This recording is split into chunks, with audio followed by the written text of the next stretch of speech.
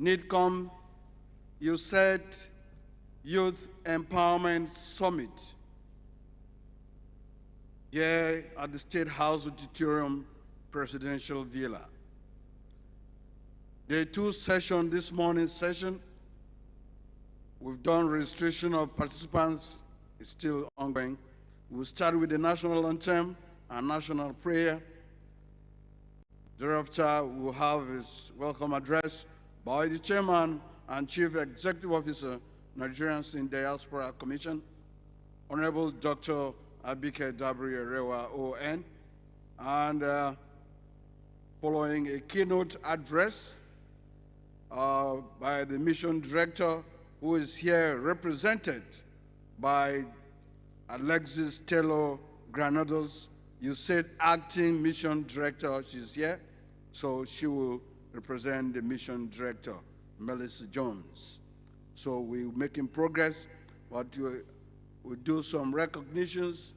We still have a welcome great Nigerian students all over Abuja, and our youth, the NYSC core members that are fully kitted in their regalia.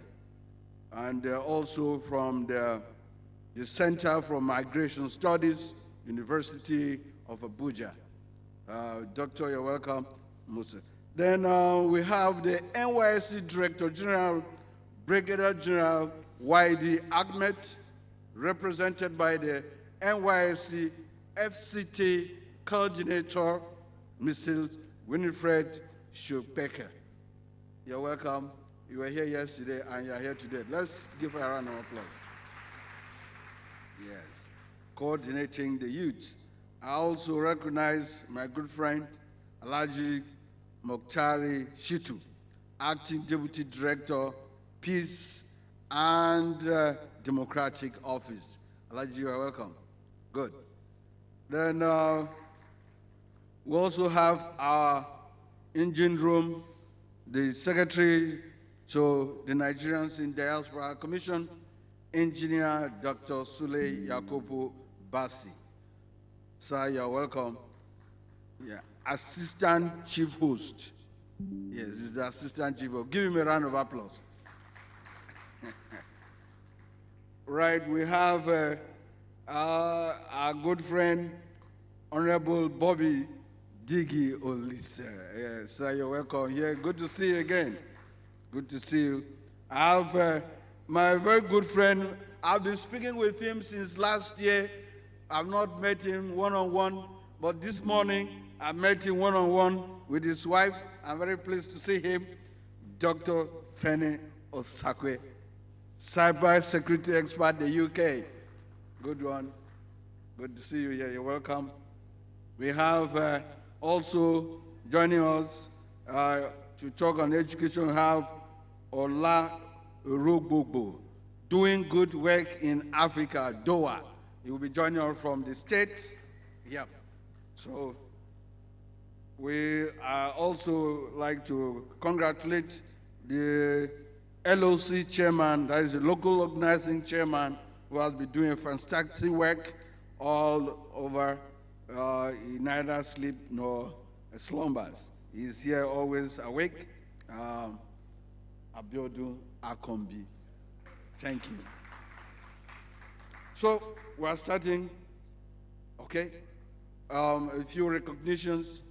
Maulate and Atijiri, Community Management Coordinator, Public Diplomacy Session, U.S. Embassy.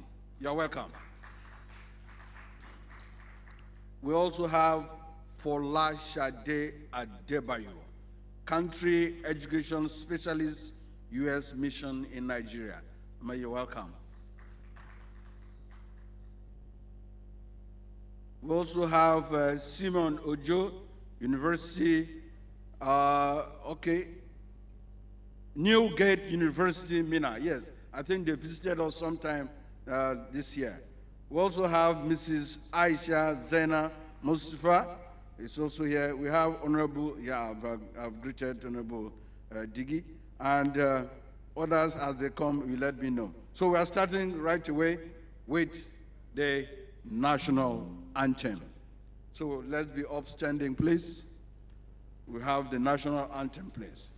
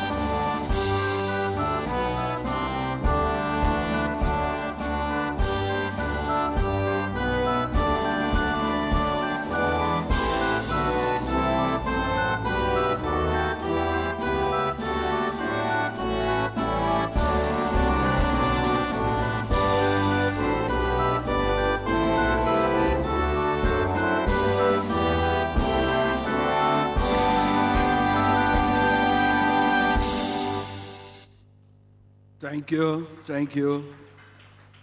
You may be seated.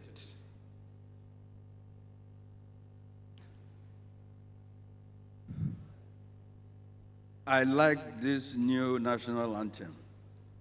Very inspiring. Okay, I welcome to the podium to give us a welcome address the Chairman, Chief Executive Officer, Nigerians in Diaspora Commission, Honorable Dr. Abike Dabri Erewa, OON. Mama Diaspora, make her welcome. Give her a round of applause. That is Mama Diaspora, making things happen, bringing the diaspora to the front burner. Ma, you're welcome. And I welcome all our youth diaspora, children diaspora. Thank you very much. My sister, representing the USAID here today, Alexis, thank you for partnering with us. I recognize your other colleague from the embassy, Mukhtar, my brother. We've always worked together, and all of you from the US Embassy, USAID. Bobby Diggy, very passionate about diaspora and youth matters. Dr. Engineer Chief, what else? Sude Yakubu Basi, Secretary of Nidcom. Ola and all the resource persons, good morning. And particularly to the youth in the building, good morning. Now, it's so happy to see every one of you. This is the first time we're having this as part of Diaspora Day, a day for the youth. And I want to appreciate all the VCs here that led the students here, DGNYSC represented that led the students here, and the leaders of the delegations. Now, why are we doing this? Let me start by thanking USAID. It's about the fact that we must focus on our youth. Because it's not about tomorrow, it's about today. And I was telling the young people, the youth couples there, a little bit of my story, which I'll share with you very briefly. I never knew I would go into journalism. I wanted to study political science, but I got admitted into the University of Ife for English. So when I got into the university, I was admitted for political science. But when I got to Ife, I wasn't qualified for political science. Why? Because I had a P7 in mathematics. I was brilliant, but I didn't like mathematics. I thought I would have an F9, but I got a P7. I did well, but a P7 in mathematics. So they told me I couldn't do political science, and I changed my course to English. I never wanted to study English. What is English? But I did it anyway. did very well. Then was posted to Benin for my youth service. So when I got to Benin, I was posted to the News Agency of Nigeria, which is, you know, like AFP and all that, a bureau for news. But as a youth corper, I'll go to work diligently, I'll wake up, work as if I'm a staff. I'll work, I'll follow them on assignments, I will write stories, I will show it to my bosses, they will read my story, correct it. I did that every time. The second lady never showed up. She wasn't interested. She was a youth corper, but she wasn't interested. So I kept doing that, and my stories kept getting better. Then there was this day, there was nobody around but that youth corper, and I was very tiny then, that small youth corper. So they said, look, hurry up, hurry up. And it was the governor of the state that was having an assignment. Hurry up, hurry up. I went, I did the assignment, I wrote my copy story, and it was perfect. And it made headlines in virtually every newspaper in Benin that time. And I was excited. And that was how I started giving assignments like I was a reporter. And after that, before I knew it, Bendel Television offered me employment. Oh, that youth corper that was working. So I got into Bendel Television, started a program, and that was how I got into journalism. I never planned it. And the story here is, wherever you find yourselves at this stage of your lives, you never know where it's going to take you. There's no alternative to hard work. Work hard, be focused, be determined, because those of you that will be leaders, it shows in you today. So I hope that at the end of this workshop, you're going to leave here as better persons. At the end of this workshop, you'll go back to say, well, I learned something.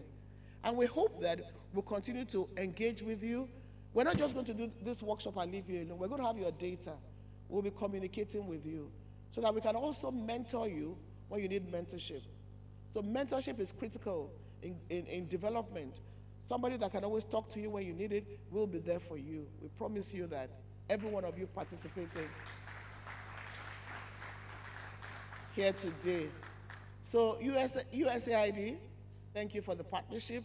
It's the first, and we're going to be doing this every year.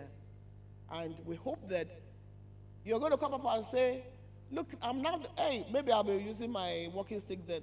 Hey, Grandma Abike Dabiri, do you remember me? I was at your workshop.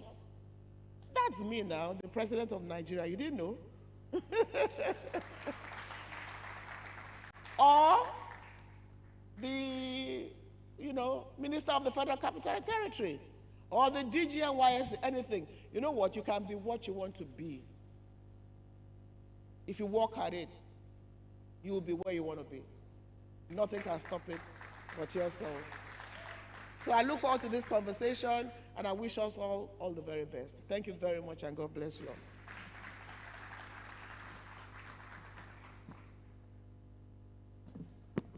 I need another one. A round of applause, a good one for the chairman.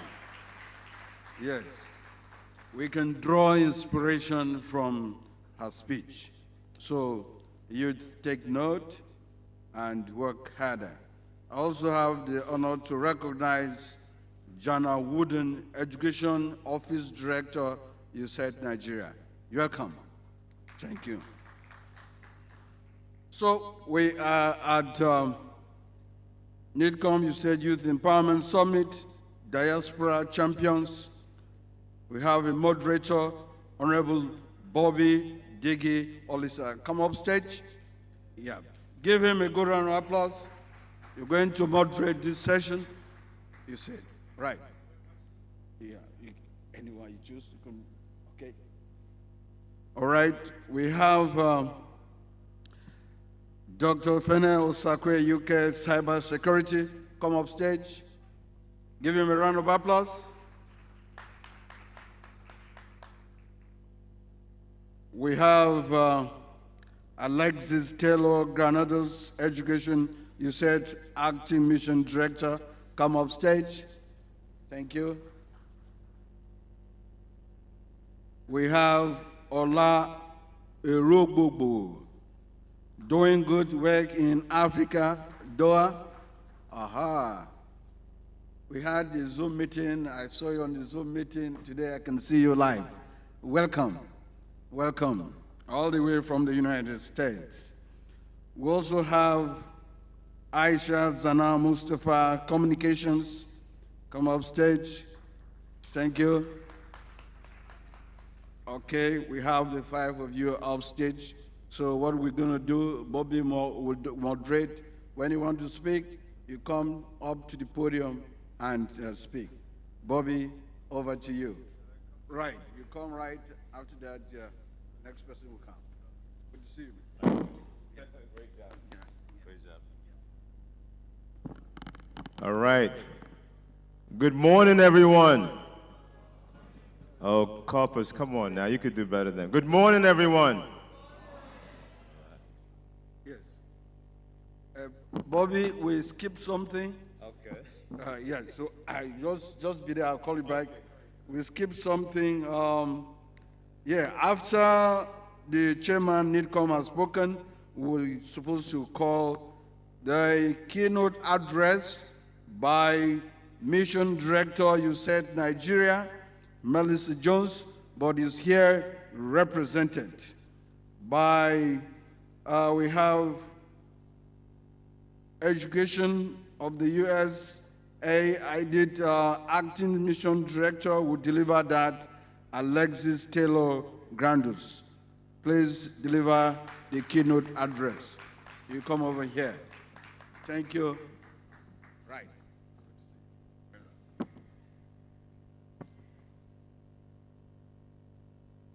Honorable Chairwoman Dr. Abike,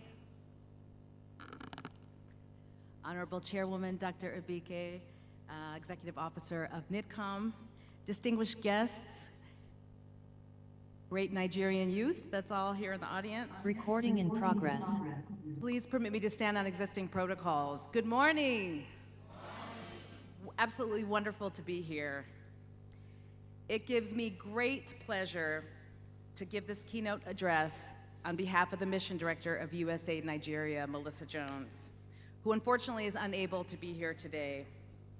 This event is partly her idea, and she would have absolutely loved to participate because of her passion for you all, the Nigerian youth, but she had to travel out of country, so she asked me to send her regrets.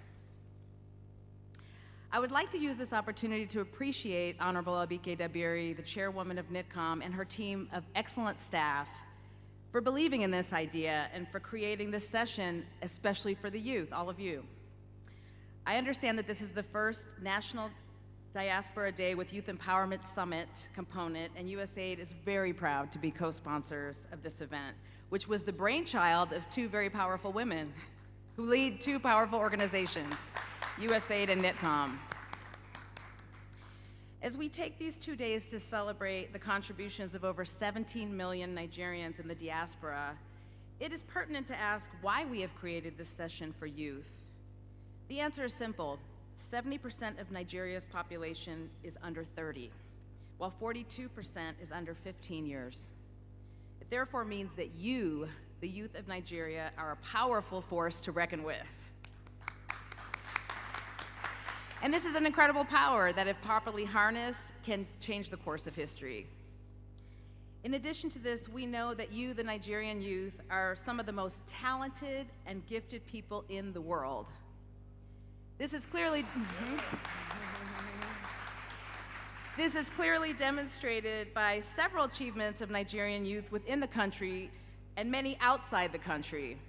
A 27-year-old Rukayat Motunra, she too is currently the youngest female legislator in Nigeria, while Davido and a host of others are making waves in the creative industry across the world.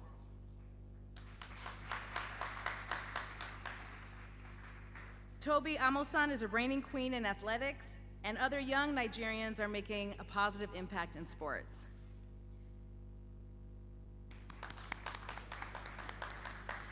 For the past few years, USAID Nigeria has been thinking about how to engage young people and help them optimize their potential. Though we have some activities specifically for the youth, which I will discuss more about during the latter presentation session, I believe that engaging you through this summit is the right step in the right direction, which is why I congratulate all of you in the room for being here, the first set of participants to the USAID Nidcom Youth Empowerment Summit. Bravo. Therefore, I would like to challenge all of you, the youth, to explore opportunities to contribute to national development by actively participating in global engagement.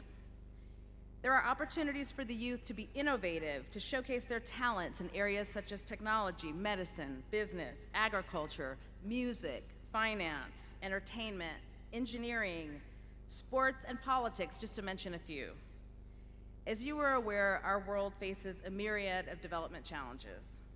Nigeria has its own challenges, such as insecurity, climate, food shortages, governance issues, but they should not deter you from maximizing your own potential. As you seek to achieve your personal goals and lifetime pursuits, I challenge you to think beyond yourself and to start to use your own unique talents and creative abilities to seek solutions to these challenges. Do not be limited by the challenges you see. Rather, let those challenges propel you to solutions, not just for yourself, but for your immediate communities. Each of you are unique in your gifts and abilities, and today I challenge you to dig deep within yourselves. Dig to your uniqueness and serve your nation. By doing this, you will contribute to the global good, and this might very well lead to international recognition. You all have great potential, and there are also several opportunities available to you for personal growth and development. And please be deliberate in seeking those opportunities out and exploring them. For example, today's summit provides you the opportunity to network with other youth and people from different organizations. So please take advantage of that to build those relationships that have the potential to expand your social capital and social professional circles. I also want you to take advantage of technology. The world is transforming through the power of technology and artificial intelligence. You can engage meaningfully and with several tools and use those technologies to explore development solutions to the problems around you. One thing that Usaid and some other development organizations do is put up solution challenges, which seek out young people like all of you with new and brave ideas using technology. And your solution may be the one that is supported. In addition to all I've said, I encourage you to seek partnerships and valuable partnerships. Today's event, in fact, is the result of a partnership between two organizations with similar goals, and you are the beneficiary of that. There are things that you cannot achieve as an individual, but when you identify like minds and partner with them, you have the potential of creating solutions which would ultimately contribute to national development. Finally, I would like to end this address by quoting one of the famous American presidents, John F. Kennedy Jr., who said, "Ask not what your country can do for you, ask what you can do for your country."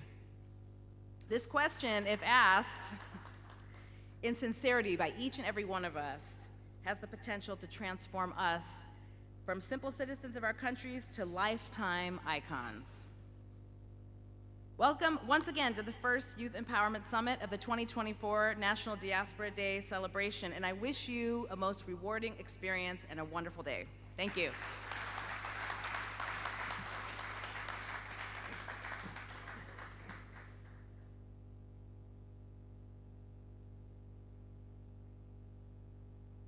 Please give her another round of applause. That was very inspiring. So I have 15 minutes, and each of us have 15 minutes to present. This is how I'm going to use my 15 minutes. Let me quickly introduce myself. My name is Bobby Deji Olisa, and my Nigerian Yoruba name is Bamidele.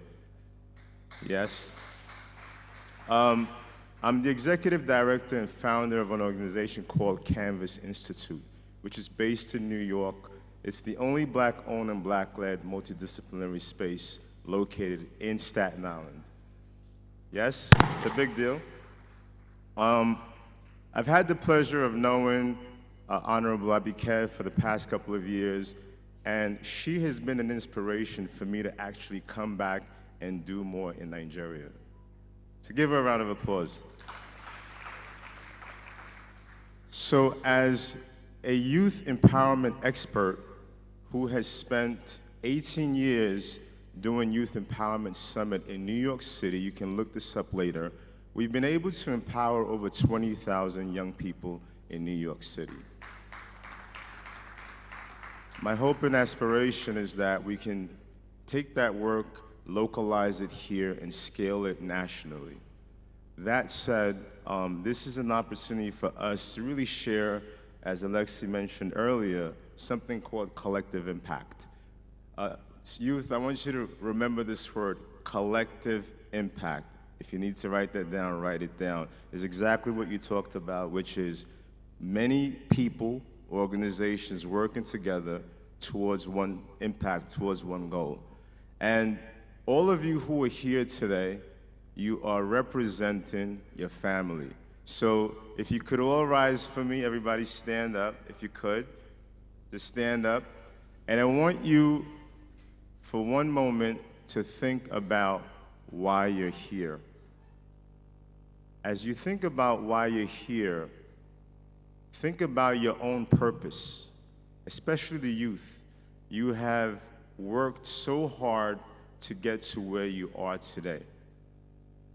Of course, you've had challenges. It was destined for you to be here, because you could have been anywhere else at this moment. So I want you to take a moment and just reflect. Think about your journey. Think about the opportunity that exists in this room. Think about the people that have come here and the important people that are here, you included. And think about what you'd like to see come out at the end of the day. You are in control of that opportunity that's in front of you.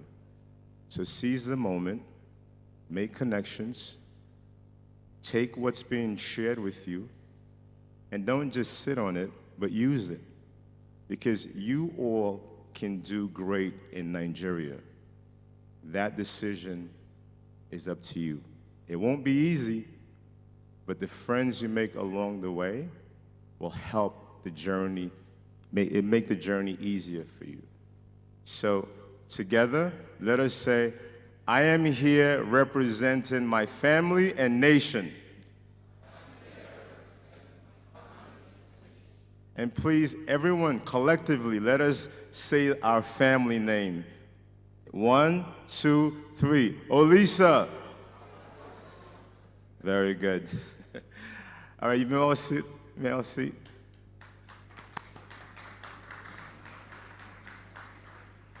So, this is day 2 of the Diaspora Day Youth Empowerment Summit. It's an honor to be here. And we have distinguished members who are here, experts in different fields, and they will all come up. You have 15 minutes to, say who you are, say what you're about, and share what you'd like to share.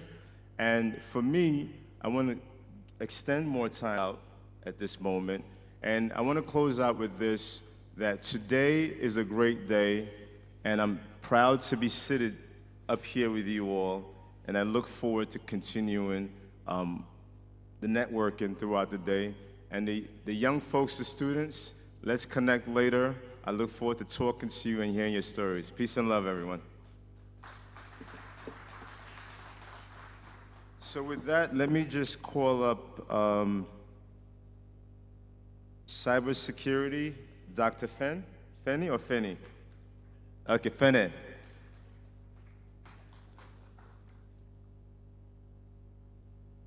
All right. Good morning, everyone. Your young people in the house at the back. Energy, good morning. Amazing. Permit me to please just stand on existing protocol because of the time we have and what I'm hoping I'm able to share within the period. So very briefly, so my name is Dr. Fene Osakwe. I am a cybersecurity professional based in the UK. I thought about what to speak to, especially when I was told I was going to be talking to students. Honorable Abike was talking to my wife just when I came in now, and she said a few things. Okay, so I know what it feels like. To walk on the streets, have no transport, get into what we used to call molwes, which you may not understand this generation, but get in. Oh, you do? Okay, you're suffering too. Okay, well, amazing. Okay. Okay. Okay, interesting. So I get in, and I used to be the guy who would stand and begin to sell products in the mallway, okay? So you say welcome, and you start selling things in the mallway. And then you don't have enough transport to get to where you're going, and so you need to lap people. You know, you get in and you begin to beg to lap. And some nights, totally homeless. And fast forward from then to someone who, 2 years ago, I was listed by Forbes as Forbes under 40, right? Last year, I was the #1. Last year, I was in the United Kingdom. I was the United Kingdom's Global Cybersecurity Educator of the Year. And then, you know, because I moved from Dubai to the UK. So in Dubai, in 2022, the UAE government mentioned me as the Cybersecurity Youth Mentor for the Year. This was 2 years ago. And so the question is, how do you go from the streets to Forbes? How do you go, how do you navigate that journey? And is it okay if I share with you just 5 things, and I just wrote these 5 things there just as I was thinking. Is it okay if I share with you 5 things that helped me on my journey? Is that okay? You know, it's just not the mind, man. When there's just no money, there's just no money. I wish there was, but there's just nothing. So I've been there, and I understand what that journey is. But let me tell you the first thing that helped me. The first thing that helped me was clarity of purpose. Many times, it's easy to say, you hear things like, why do you want to leave the country? I want a better life. That doesn't really mean anything, to be honest. Clarity of purpose is being able to properly articulate exactly what you want to achieve within a specific time frame, such that at this time, you would laugh at me. But clarity of purpose helps you stay driven and stay clear to exactly what it is. So the question is always, with young people, I always ask, what do you want? I went to the embassy during that period. Before I got clarity, I was rejected. I cannot count how many times I was rejected from God knows how many countries. You know, I was counting with my wife just few minutes ago, because we live here, I go to UK, from UK, I speak in Amsterdam few days. In the last 3 years, I have spoken in 17 different countries on cybersecurity at global stages. But when I was rejected, about 2010, I remember I went to one embassy country. I was the only one left. Because what I decided to do was, rather than start pursuing, it's time to leave, I started pursuing knowledge. And so I wanted to list on the New York Stock Exchange, and they said, look, this guy who has done it for Nigeria, can we pull him to the group level for him to do it across 13 countries? And so that was exactly how I was pulled out, and that was how I left. I left sponsored by a company to Dubai to head the group office, and did what I did across 13 countries. So that was the second thing. Do not compare yourself with your mates. The people who ran then, I'm invited to speak at some events in their countries now, and they're not even allowed into the venues.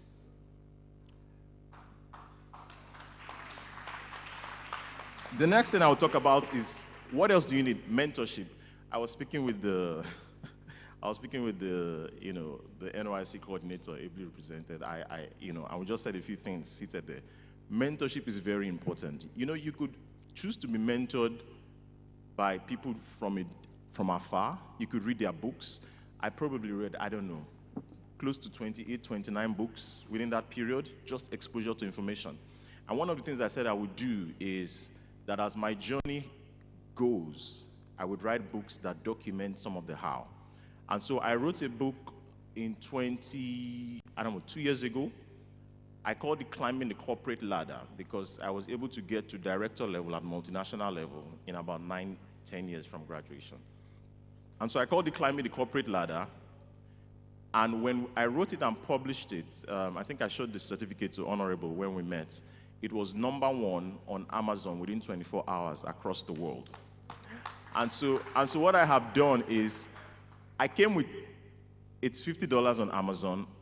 My PA goes, take 5 copies. but I came with 10 copies free. I have given it to the NYC coordinator to give to the NYC. So reach out to her and she'll give you, I came with 10 free copies. The last thing I would say is have a goal that is bigger than you. I think that one of the challenges we have as Nigerians is that we're very, somehow, I think because of the survival thing, we get selfish. One of my goals, was to be able to help people that were going through the same challenge that I was going through. And 3 years ago, about 6 years ago, but 3 years ago, we went into mentorship. The University of Westminster in London pulled me in as its cybersecurity mentor for graduates there. The University of Aberdeen, I mentored technology graduates, masters. Toronto University, Metropolitan University in Canada, wanted me to do some mentoring, and I said, I'm not doing any mentoring in Nigeria. And so I decided to partner with my alma mater, Ladoke Akintola University. And so I mentor the top 10 graduating students every year for free, okay? Because that's one of my ways of giving back. The other thing was, we put together a foundation about 6 years ago. And there are 3 things we decided to start doing. 1, we pay for the school fees of single mothers who are not able to send their children to school, okay? So presently, we're paying for about 67 students in school. And every Christmas, we are able to feed close to 350 families every Christmas to provide food for them. The reason why I'm saying this is my vision is that by 2030, I should be paying for 1 million school fees for 1 million Nigerian children in this country. That's actually my vision. And what drives that is a lot of hard work and stuff. And so I said all of that to say this, that your goal has to be bigger than you. The reason why you want to leave Nigeria, it has to be bigger than I want to feed my family, I want to do all those type of things. Your goal is what drives you. And so you could be in 3 categories of people that leave this country. 1, you could be struggling. There are people that are outside that are struggling. I know a lot of them. There are those that are outside that are surviving. They're just okay. They're doing well. There are those of us that are really thriving. And I think the decision you make on why you want to leave determines which of those categories you fall into. Thank you.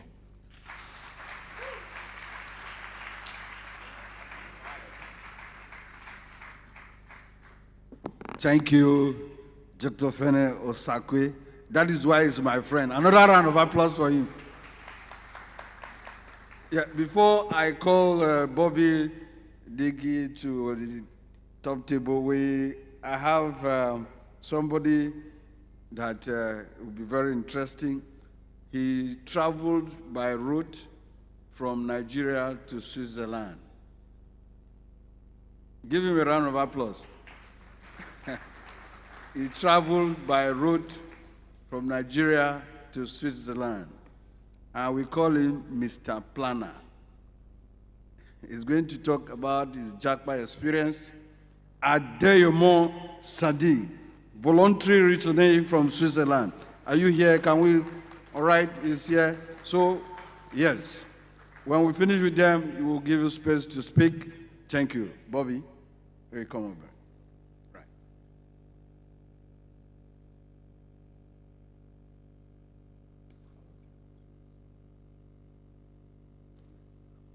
Got it. Okay.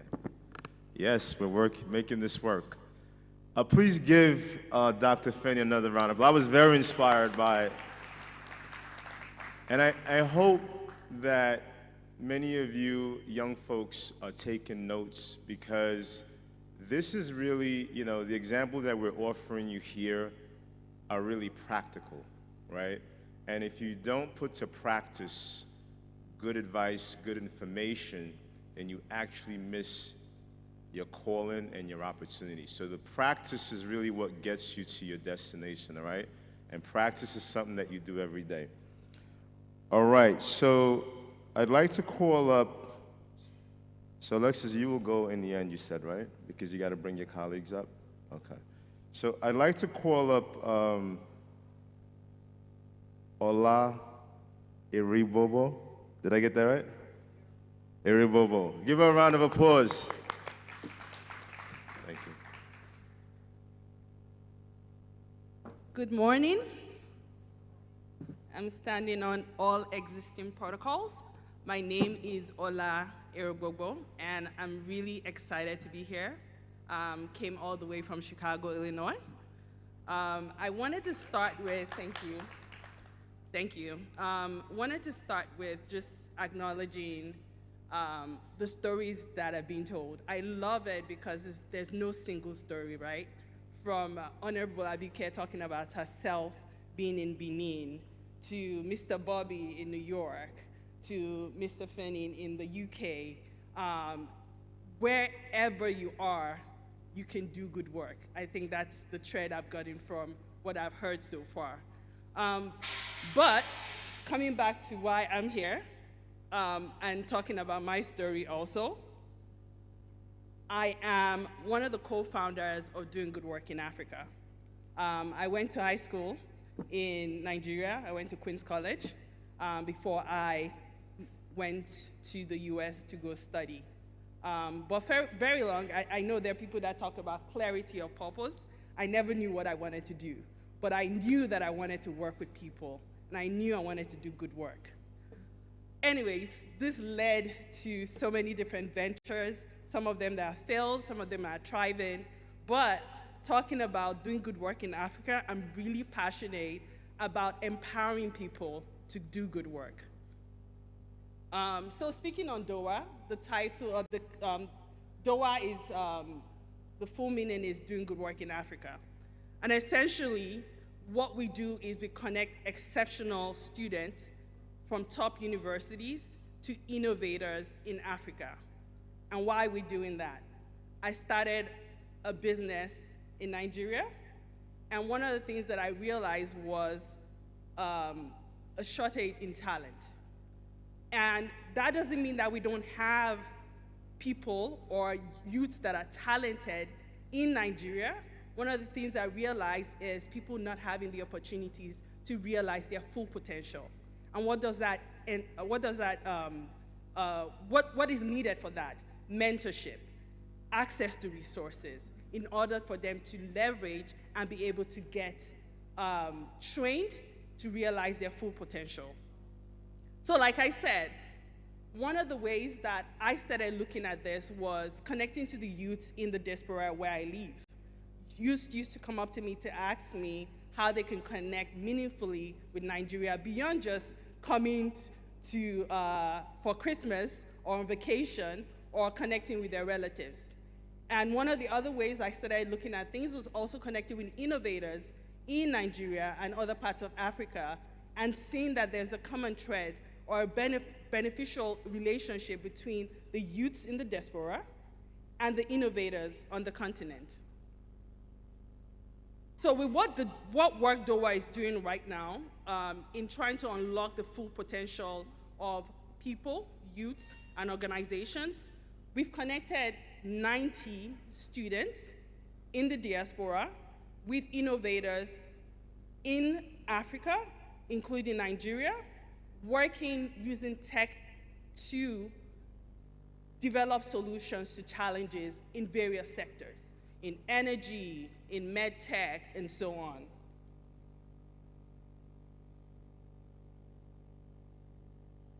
All right. One of the things I want to speak on is emphasizing the need for collaboration. I believe true collaboration means a win-win situation. And when I think about DOA, it's a win for the students that are participating in the internship program, a win for the innovators that have their startups and are looking to scale it and building structure, and a win for the diaspora communities and the African communities that these individuals are part of. Speaking a little bit more about DOA's success, I mentioned that we've had 90 students participate in the program.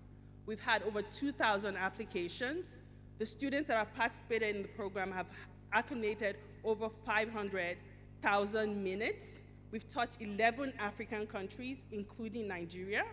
And I'm really excited to announce that this summer we have a few students on ground in Nigeria actually working with a startup in clean tech in Lagos. One of the things I did not mention is the program was started during COVID. So we started the program as a virtual program, and the students have been working with our partners through remotely, working through projects. But like I mentioned, we have a few students in Lagos this summer, over their period of 8 to 10 weeks, actually going into the office and getting to work with the innovators, embracing the culture in Nigeria. Aside that, I'll say a little bit more about my story. Mr. Finney mentioned a few things, accomplishments that he has. And one of the things I would say is dream big. But you also have to start small, right? You have to do the good work. Just like Honorable Abike said, actually writing the stories, going to mentors, doing the work and sharing it and getting input on how to be better, getting better, and being ready to be called. Doing work that is visible, raising your hand to do work that is visible, but being ready when you're called to do the bigger work.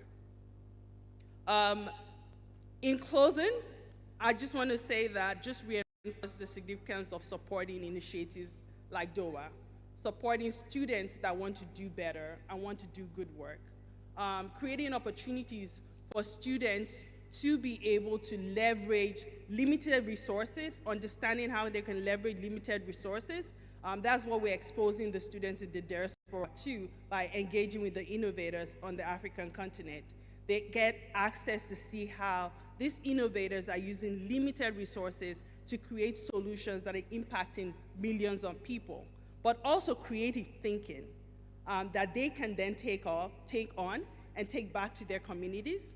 But this is also creating future innovators for Africa, future investors for Africa, future advocates for Africa and Nigeria, so that no matter where they go, when they sit at the table at that artificial intelligence or cybersecurity summit, or the table in the office where he's working at, or in New York, or in Benin, they have a better understanding of how to do good work in Africa. They have the network that they've built in Nigeria and in Africa that they can speak to and advocate for us. One of the other things I want to mention is that it is estimated by that there are 15 million Nigerians outside of Nigeria, right? 53.4% of that are youths. The World Bank also estimates that the diaspora remittance to Nigeria is $20 billion. But think about what that means beyond just money. If we talk about remitting talent, we talk about remitting mentorship and other ways, what that would mean for Nigeria and what that would mean for Africa. I leave you with Finding DOA. We're online, we're on Instagram, we're on LinkedIn, to follow our progress, to see the students that are participating in our program, to see the partners that we're working with. One of the things we're also excited about is we're starting our DOA masterclasses, just giving students and innovators another way to engage. And we're starting our first one with Google in the Google office in Lagos, Nigeria. And we're hoping that this will give up more opportunities for innovators and diaspora youths to engage and to do good work. Thank you.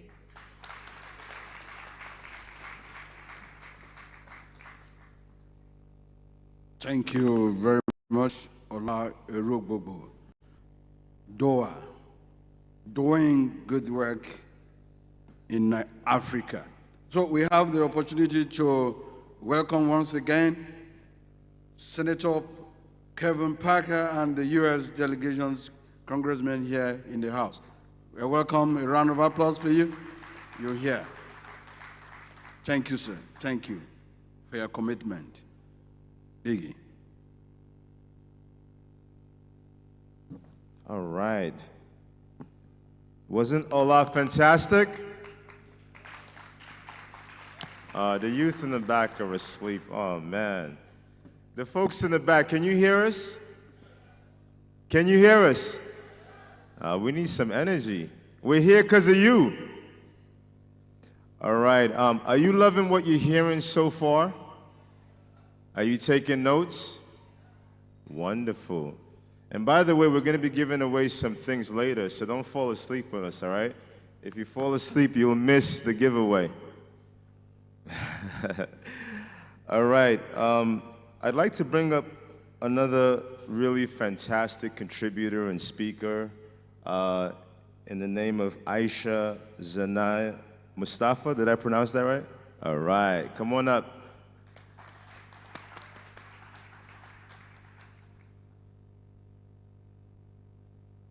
Good morning, everyone.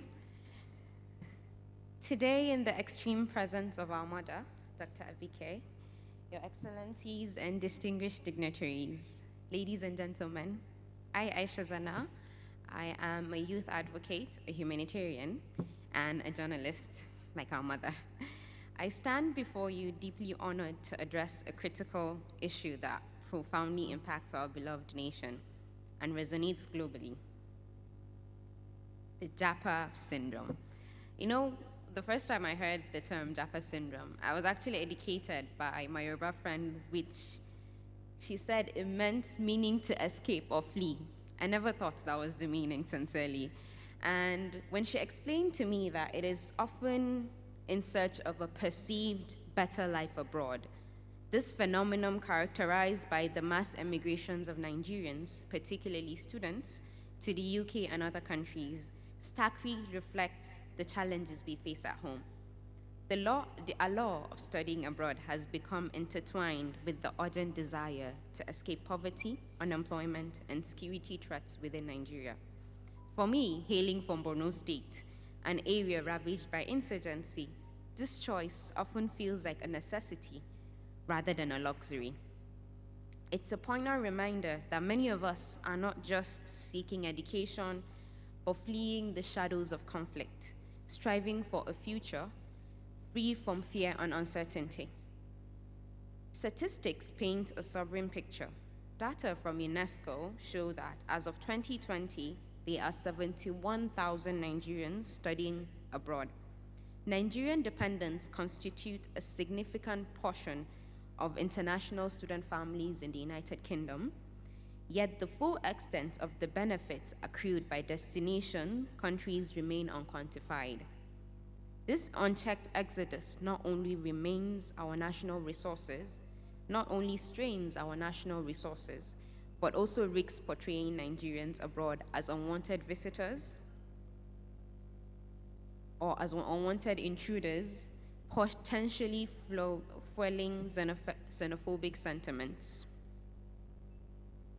However, addressing the Japa syndrome necessitates more than tightening immigration controls. It demands a comprehensive strategy from our government. We, the future of Nigeria, must identify and rectify the underlying causes compelling our youths to seek opportunities abroad. It is imperative for our leadership to demonstrate unwavering commitment to effective governance, ensuring that public funds are responsibly managed and utilized for the collective welfare of the country. Enhancing educational institutions and infrastructure across Nigeria to provide world-class opportunities locally is crucial. This includes upgrading facilities, improving curriculum relevance, and investing in research and development. Creating incentives and support systems for young Nigerians to start and grow businesses within Nigeria is equally important as abroad. This can include access to funding, mentorship programs, and reducing bureaucratic hurdles. Promoting grassroots empowerment through agriculture, making it a cornerstone of the economy, is another vital step. This can include supporting small-scale farmers and local producers, breaking the dominance of middlemen and large companies. And encouraging businesses to source locally can reduce inflation and boost the economy.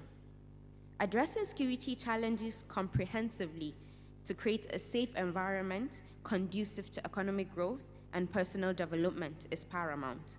Strengthening the rule of law ensures a stable society where individuals can thrive.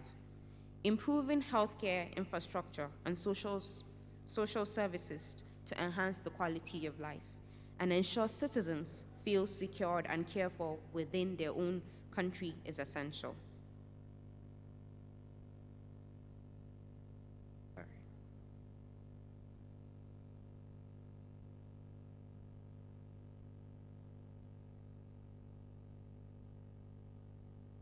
Celebrating and preserving Nigeria's diverse cultural heritage to instill pride and a sense of belonging among the youth can be achieved through cultural festivals, educational programs, and promoting indigenous languages. For example, I am coming from Borno State, a state with different tribes, but just last week I met a certain number of youths from my state, and surprisingly, I have been out of the country. I've been to several countries to study, but I was able to speak my local language, and most of them couldn't. It was surprising to me that no matter how far I've been from home, that my parents were able to instill that, not just the language, but the pride for Nigeria in me. Solutions. It is important for the nation to engage with young Nigerians to understand their aspirations and concerns. It is very critical.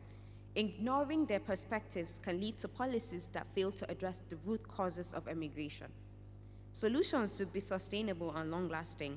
Avoiding quick fixes that do not address systematic issues, such as corruption, infrastructure deficits, and lack of opportunities is imperative. Encouraging self-reliance and innovation among young Nigerians while avoiding dependency on foreign aid or remittances is crucial for building a resilient and self-sustaining economy. While addressing immigration challenges, we should refrain from rhetoric that stigmatizes Nigerians abroad or discourages international collaboration. Emphasizing mutual respect and cooperation is key. Having had the privilege to represent Nigeria abroad for several years, I have never for a moment felt ashamed of my Nigerian identity.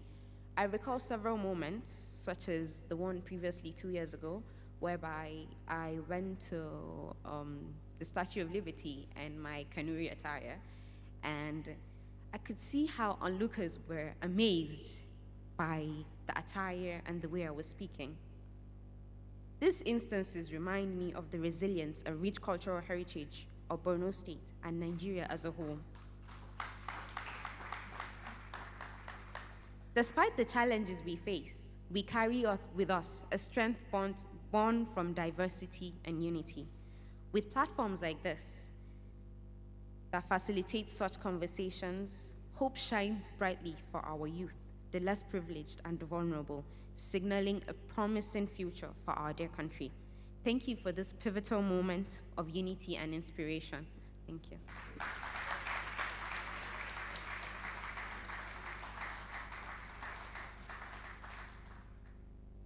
Are you not inspired? That was brilliant, especially when you talked about New York and the Statue of Liberty. That relates to me. Whenever I wear my kaftan and people actually want to order them, you know, so we should always be proud of our heritage. So thank you for sharing that. Thank you. Give her another round of applause, please. We're doing good with time. So before I bring up our next speaker, who will then bring, I think, one or two of her colleagues up, I just want to take a moment, because even as I'm sitting there, I'm really absorbing what's being shared, and I really am really proud and inspired, you know, to really be amongst such impactful Nigerians, diasporas that are here. So I'm applauding you. But I want to add just one thing. I know I'm the moderator, and we do have time. I want to add a component, which since the pandemic, I'm in about 12 schools in New York, and there's an epidemic that is bubbling. And all of the pandemic, post-pandemic, what we're finding is that young people are suffering in tremendous numbers with mental health, right? Mental health is becoming, or has been, a very, very serious phenomenon. I don't know if it's a phenomenon, but epidemic that we're seeing. And the reason why I'm bringing it up is because in order for you to really, I don't know if the journey to your best version, to your goal, to your mission, to your purpose, in this journey, many of us can have mental health breakdown episodes, and they're triggered by different things. And I want to bring the conversation real quick and keep it in the room, because as we strive and to attaining our goal, especially young people, this is for you, young people especially. Of course, mental health impacts everyone, right? But especially for you young people, it's important for you to check in with your mental health, all right? It's important. Don't be ashamed of having conversations with family members, although they may not always understand what you're going through, your best friends, people you trust. It's important for you to understand that having a mental episode is part of your humanity, all right? It's nothing to be ashamed of. It's nothing to be afraid of, but have the conversations and learn about it, and there's help out there, right? So I want you to keep that at the back of your mind, because it is a real thing. And sometimes because of cultural norms or taboos, it's not easy conversation. Even myself, as an adult, I had to learn to, have those conversations. So I think mental health is a very, very important component, and I wanted to just put that out there for everyone.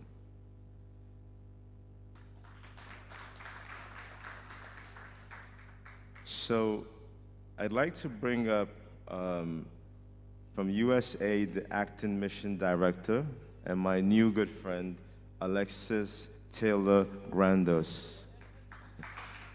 Give her a round of applause. USAID in the house.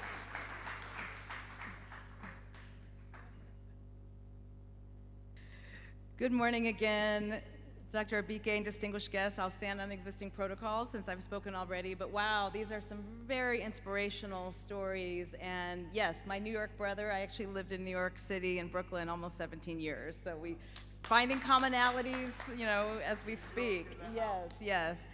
So I'd like to talk a little bit more about education and the importance of education, and then I'll turn it over to my very talented colleagues from the U.S. Embassy's Public Diplomacy section to talk about the investments that the U.S. government is making in youth and in opportunities for youth here in Nigeria.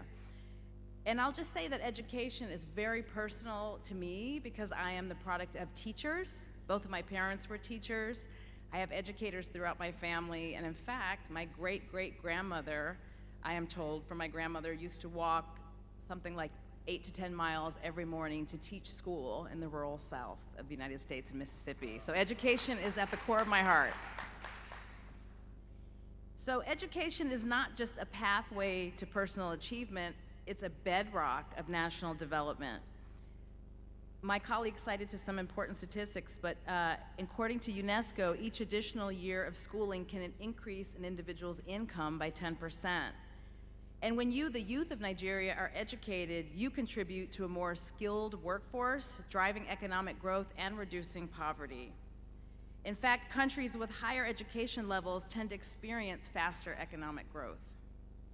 Nigeria is home to approximately 64 million people aged 10 to 25, representing a substantial portion of the nation's population. This demographic is a powerful engine for growth and change. However, as recent statistics suggest that Nigeria faces an unemployment rate around 33%. Among young people, that rate is even higher, emphasizing the urgent need for education to equip young people with skills that match the demands of the of the job market. In today's globalized world, education is crucial for participating in the international arena.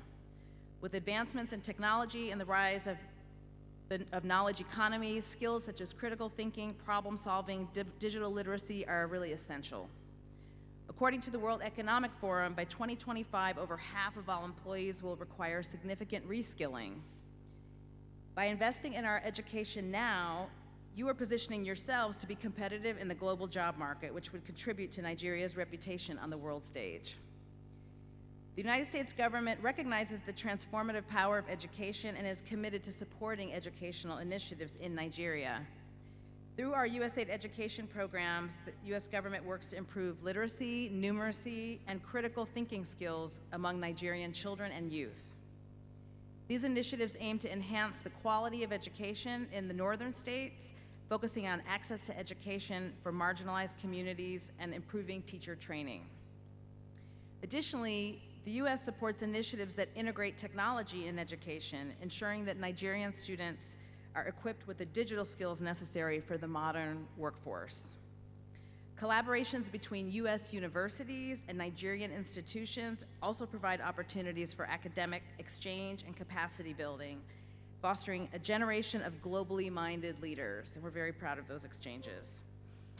As I said, I came here with my colleagues today from the U.S. Embassy Public Diplomacy's Office's Education USA team, who will share amazing facilities and opportunities that the U.S. government provides to Nigerian youth right after my brief speech. But to reiterate, education is the most powerful tool you have at your disposal. It's a catalyst for economic growth, social empowerment, global competitiveness, better health, and inclusion. As you pursue your education, you are not just investing in your future, you're contributing to the future of Nigeria and the global economy. So I urge you to embrace every educational opportunity with passion and determination. Your journey as educated individuals will pave the way for a brighter, more prosperous, and equitable Nigeria. I would like to invite my colleagues now up to the stage, my very talented colleagues from the U.S. Embassy's Public Diplomacy section, to talk about Education USA and the Emergent Voices team and other opportunities for skilled youth. Thank you very much.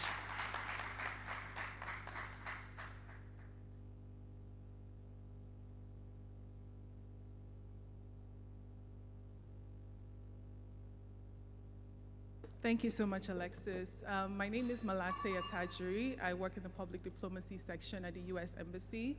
I love to stand on existing protocol. Thank you so much to our amazing panelists. Listening to your stories, I think it's really inspirational, just hearing how your journey has been and the amazing things that you're doing.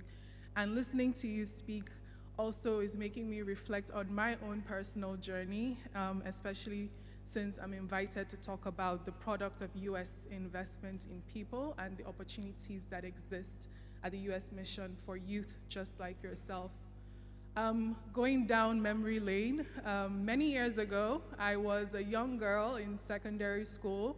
My parents are civil servants, never really had a dream of studying in the U.S. And someone came to my secondary school looking for students who were smart and bright, and were thinking about pursuing their higher education. And that's how I got nominated for a program that the embassy was running called the Opportunity Funds Program for students that are high achieving, that come from low income backgrounds, but who had what it takes to study at top universities in the US.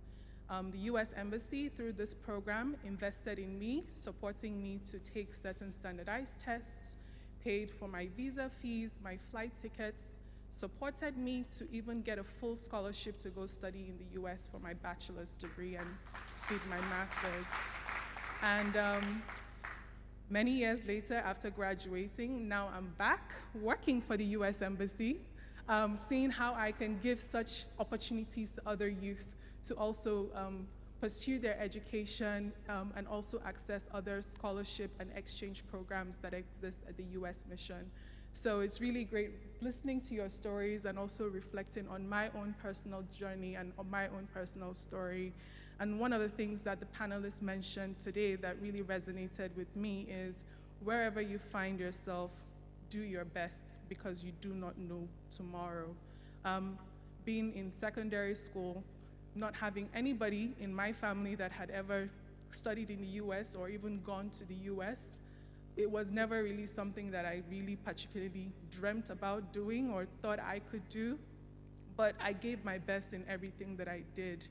And when my preparation met with the opportunities that presented themselves to me, it led to the success that I would say is where I am right now. So very important for you to do your best so that you are prepared for whatever opportunities that may come your way.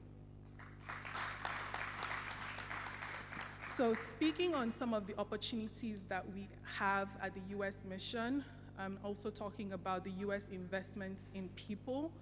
We have a lot of exchanges at the U.S. mission. The public diplomacy actually sends over 400 Nigerians to the US and brings over 150 Americans to Nigeria annually for different education and cultural exchange opportunities. But today I really want to highlight 3 main programs that I think that would really be of benefit to the audience that we have here today. The first one I want to mention is YALI, which stands for Young African Leaders Initiative. And this is the United States' signature effort to invest in the next generation of African leaders. So for you to be here today, it means that in some capacity, we are recognizing you as leaders in your communities, and the US mission, the US Embassy, the US government has several initiatives designed to invest in you through providing free resources for trainings, tools, workshops, to help develop your capacity. So under the umbrella of the YALI, we have what we call the Mandela Washington Fellowship. This sends about 70 leaders annually to the US for exchange programs. So these are students or individuals who have identified themselves as leaders either in the civic space, in the business space, or in the public management space, where they get to go for a 6-week exchange program, collaborating with other African leaders in that space, networking with Americans, taking classes on US college campuses. And the goal is for them to come back to their countries to see how they can amplify the work that they're doing. Apart from the Mandela Washington Fellowship, we also have what we call the YALI Network. Now, the YALI Network is for everybody to join. There's so many amazing resources, tutorials, how to write a grant, how to write a proposal, so many workshops that happen virtually as well as in person that you can take advantage of. So, as an educator or someone who works with young children, I'm like, if someone is not holding a pen and paper, I'm like, something is wrong. The bluntest pen is sharper than the sharpest mind. So make sure you write down YALI, YALI.state.gov, and make sure that after today you go and join the YALI network and get access to so many different free resources that can help you develop yourself professionally, as well as help you scale the impact that you think or are already doing in your respective communities. The second resource I also want to highlight is the American Spaces. The American Spaces are open access learning and gathering spaces around the world to promote interaction both in person as well as virtually among our local audience. So here in Nigeria, we have about 27 American Spaces all over the nation. And American Spaces are a really great resource for you because you can access educational advising at the American Spaces. They also host workshops on a range of topics, career skills, employability webinars, film discussions, classes and clubs that introduce new technologies. And these are all done absolutely for free. If you are also interested in a free space that you can use to organize a program or a workshop, and you're thinking that you don't have the resources to get a venue to bring people together to do a program, American Spaces are a really great resource that you can use to help, again, amplify the impacts that you're thinking about making in your community. Then lastly, I would like to mention Education USA, which is a program that we run at the US Embassy to help Nigerians who are interested in pursuing higher educational opportunities in the United States. Now, a lot of people think that the US government gives scholarships to individuals to go study in the US. However, that's not the case. If we did, we would be limited in terms of the numbers of people that we can impact. Scholarships actually come from universities and colleges in the United States who are looking for individuals who are going to make an impact on their campus, who are going to add value and also bring a unique perspective. So with over 4,000 colleges and universities in the US, you have an almost unlimited pool of scholarship and funding that Nigerian students can actually get access to. And last year alone, the students that we worked with in Education USA were able to access over $30 million in scholarships that existed from the different schools that they applied to. So at Education USA, we work with individuals just like yourself who are interested in either pursuing their bachelor's, their master's, their PhD program in the United States, those who are also looking for scholarship and funding opportunities to go and study in the United States. And currently we have about 17,000 Nigerians who are studying in the United States, and over 10,000 of them are postgraduate students. So again, the US is really looking for individuals who are coming to, do research, teach, really advance not only their own personal career goals, but also seeing how they can come back to Nigeria afterwards to make a difference and again, really help in the development of the country. So when we are thinking about Nigerian diaspora or Nigerians, I know we are quick to call on names of people who are popular, celebrities who are doing really great things. But for me, I really also want to celebrate those quiet heroes who are really making a huge difference in their own small spaces. One of those students that I call them students because they're forever students in my eyes. One of those individuals that I'd want to share with you is someone like Tolu Alabi. Tolu Alabi also went to a public secondary school here in Nigeria, and through the investment of the US Embassy, got to go to the US to study. And now she's working actively with Nigerian coaches and US coaches to find Africa's next LeBron James and Stephen Curry. She's like, why can't we find the next big basketball stars here in Africa and here in Nigeria? She's also working to develop, banking apps that are going to help ease the burden of remittances between Nigeria as well as the US and other countries. We also have individuals like Clement Audu, who is a recent graduate of University of Benin, who is currently doing his PhD at Oklahoma State University, and recently worked with the Ministry of Education to partner with his institution to see how they can work in capacity building for teachers, democratize knowledge, and share best practices. So I highlight these individuals to sort of give you some sort of motivation and inspiration of whatever it is you decide to do, whether stay here in Nigeria, go to the US or outside Nigeria and travel and work, or choose to return back home. There's so many different ways that you can truly make a difference and make an impact in your immediate community and also the world at large. So thank you so much for giving me this opportunity to share just my story, as well as some of the resources that we have available at the US Mission. Thank you so much.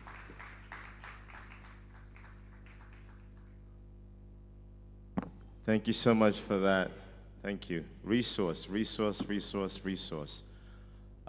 what we're going to do is, first I want to thank my fellow panelists, colleagues again. Yes.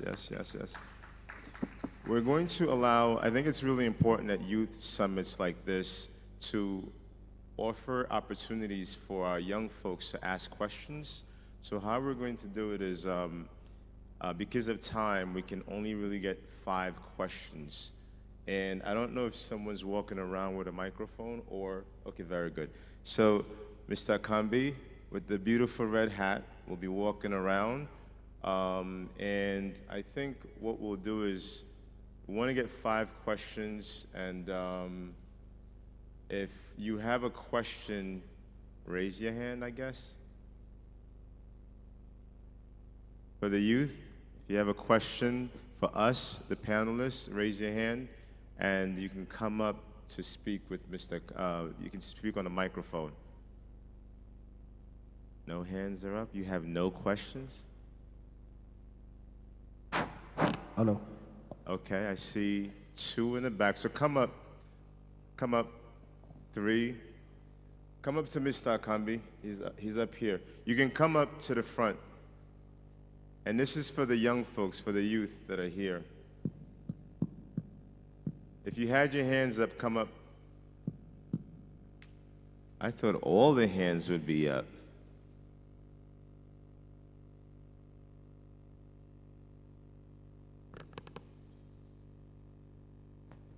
Good morning, everyone. My name is Abdel Hafiz from University of Abuja. So my question is for the first speaker, Mr. Ozakwe, our cybersecurity. So you mentioned that you have 5 points for us.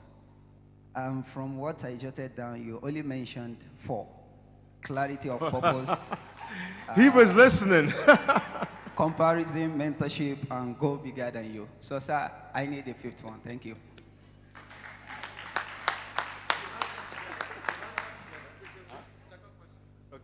Okay. So while you think about your answer, what's the second question? Good afternoon. Good morning, everybody. So my name is Abigail from Birmingham University. Actually a master's degree student. So my question is, Nigerians, youths that we have a lot of ideas, plans that we want to have here. But there are always opportunities, better opportunities out there that makes us to want to go out there. What are those things that Nigeria has in store for us as young people that are trying to build our lives? Because we want to stay back here, but it's hard. Let me just use the word hard. So what are those opportunities that we should look out for? Who are we to go to? How are we going to get this contact so we can want to stay here? Thank you. Wow. Thank you for that question. Good morning, everybody. My name is Ebube Chukwu. Permit me to stand on the existing protocol. As you can see, I'm a core member.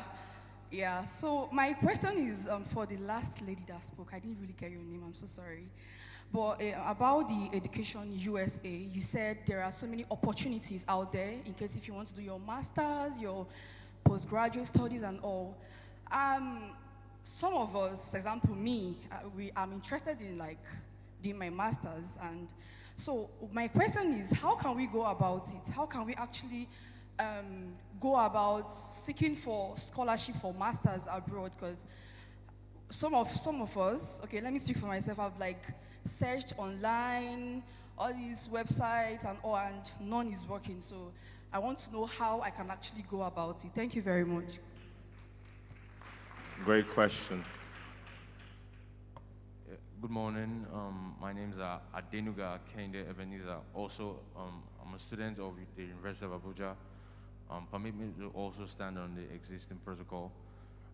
For Mr. Fini Osakwe also, some of us, myself as an example, we like to create like innovations. We just have those ideas, like every time we just think, this idea, we talk, come together as friends, discuss. There's no resources like to actually carry out those ideas, like practically to put those, to build those ideas. So I don't know if there's any way or if there's any platform we can get access to resources, e.g. laptops, for example, to like just, work on our ideas practically. I don't know if like there's an, Good question. It's good you mentioned laptops. All right, good morning, everyone, my colleagues, students, the panelists, and my mothers and fathers currently here. I'm by name Saliu Ilya from University of Abuja, Department of Medicine and Surgery. I so much appreciate, and standing on the existing protocol, I so much appreciate the speech we've gotten so far.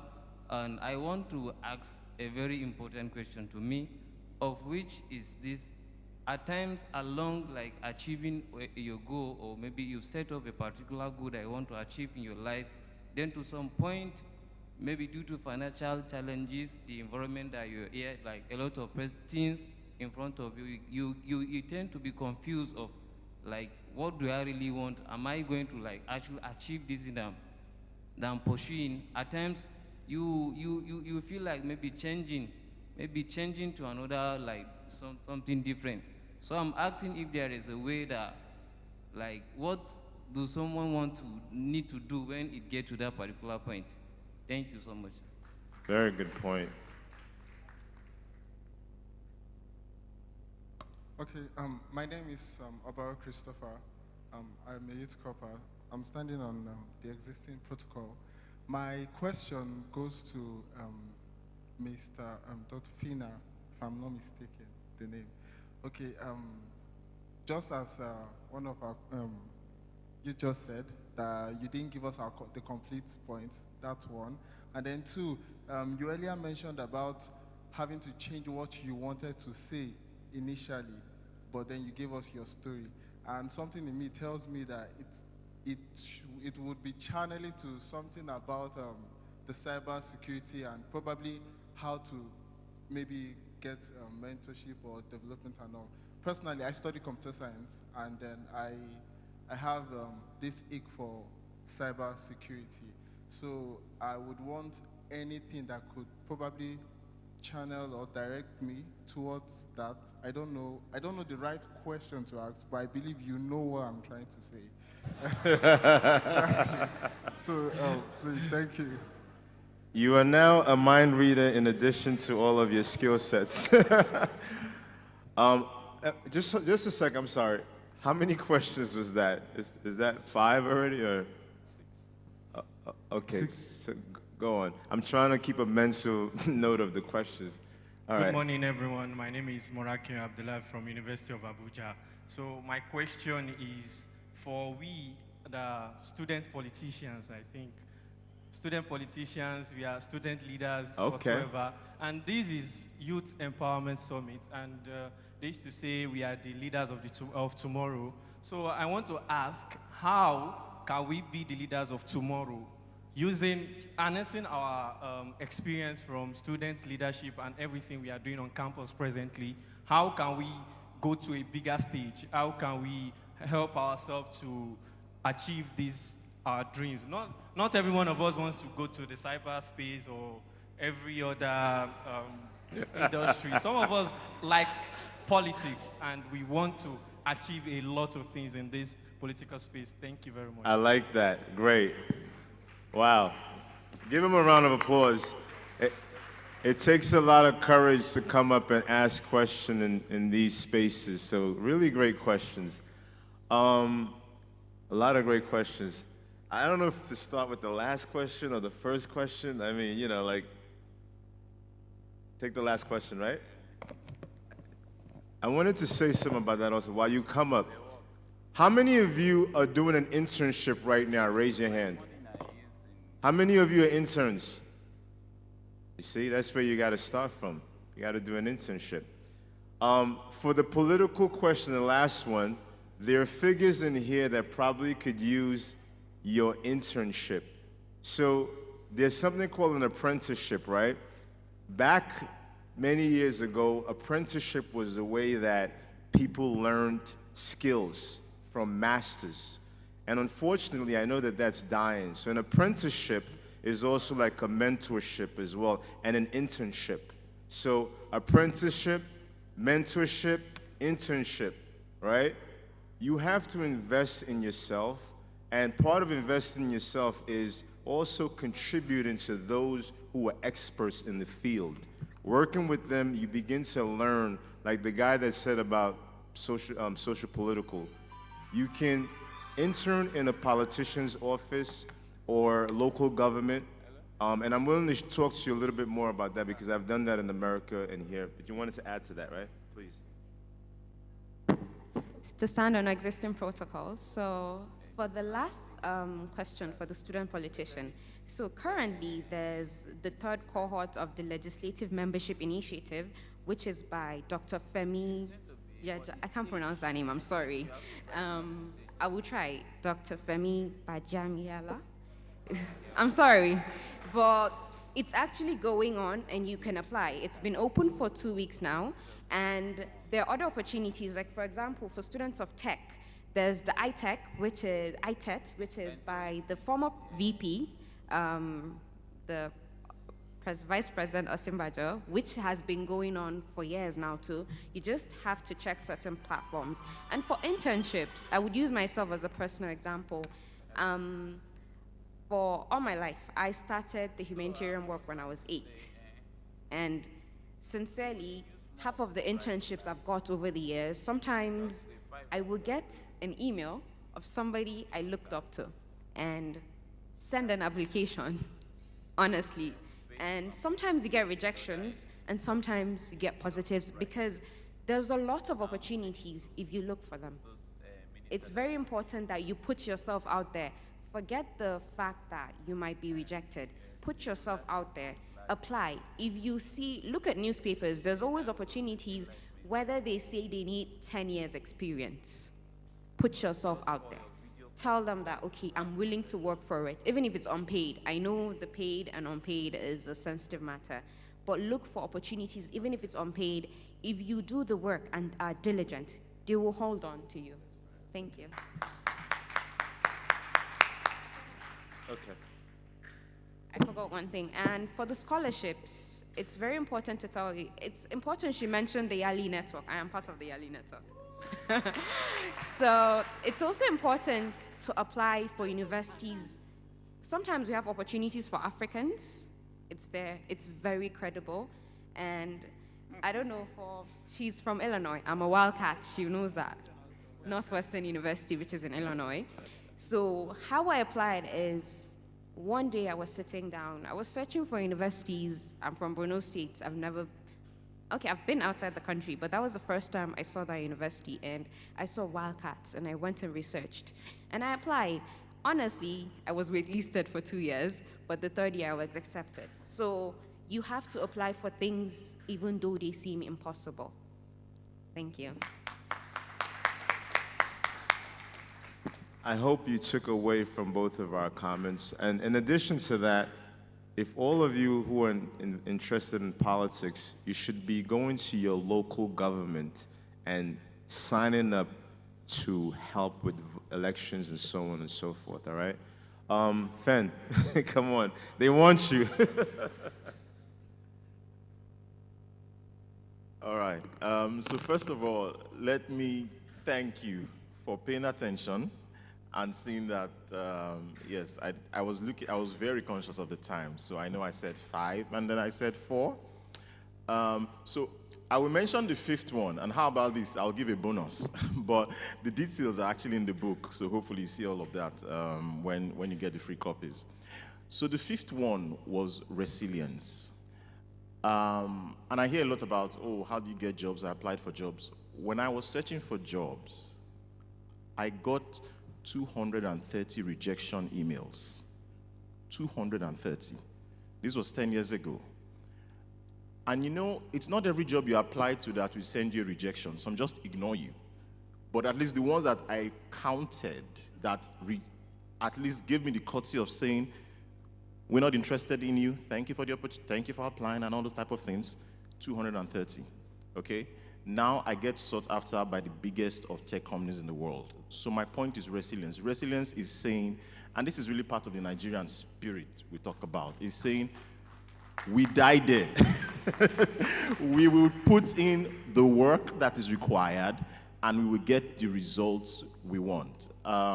You know, the Honorable said I should say this Honorable Dr. Abike said I should say this when I come. 2 months ago, the Lagos State government appointed me as the chairman of the Cybersecurity Advisory Board for the governor. This is someone who was begging on the streets of Lagos. So resilience is important. The bonus one I will tell you is this: relationships. Many times we take, especially at this stage in your lives and your careers, you take building relationships with your friends, your colleagues, you take it for granted. Where is this one going? Oh, where is this one going? Some of the relationships I built 10 years ago are some of the things I'm leveraging now. And do not be afraid to reach out. Do not be afraid to send the email. You know, we hear things like, oh, you must know somebody. It's not true. The way I met Honorable Doctor was by an email. That was it. It was an email. We don't, you know, I was having dinner yesterday with Professor Tosin from, you know, the Maryland Commissioner, and she was saying, oh, you must have known Honorable Abike for so many years. And I just laughed. I said, I just sent an email, and she responded, and I'm here today. So do not say you must know them. You must not. If you are doing well, they will give you the credit you deserve, and you will get the platforms you deserve. And if you stay resilient, you will get the results. It's just a matter of time. Thank you.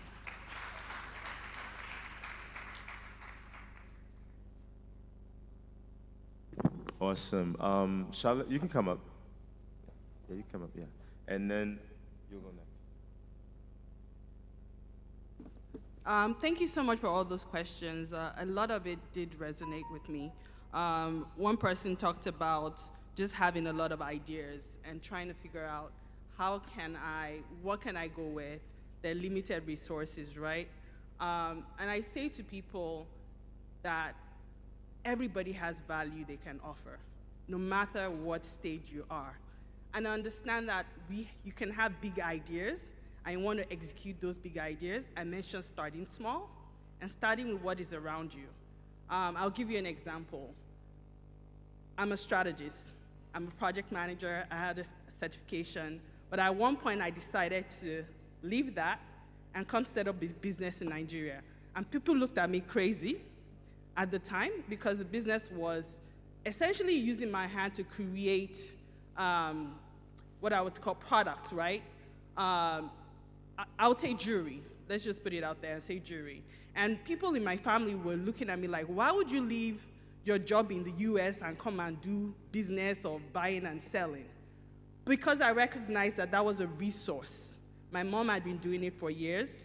That was a resource in my environment that I could leverage and grow. I could take what I had learned in terms of knowledge and grow it. And that one-man business has grown in a lot of ways. But what I would tell you is that now I'm expanding it in the US. And this past June, I was chosen to be in a roundtable discussion with the president of Botswana.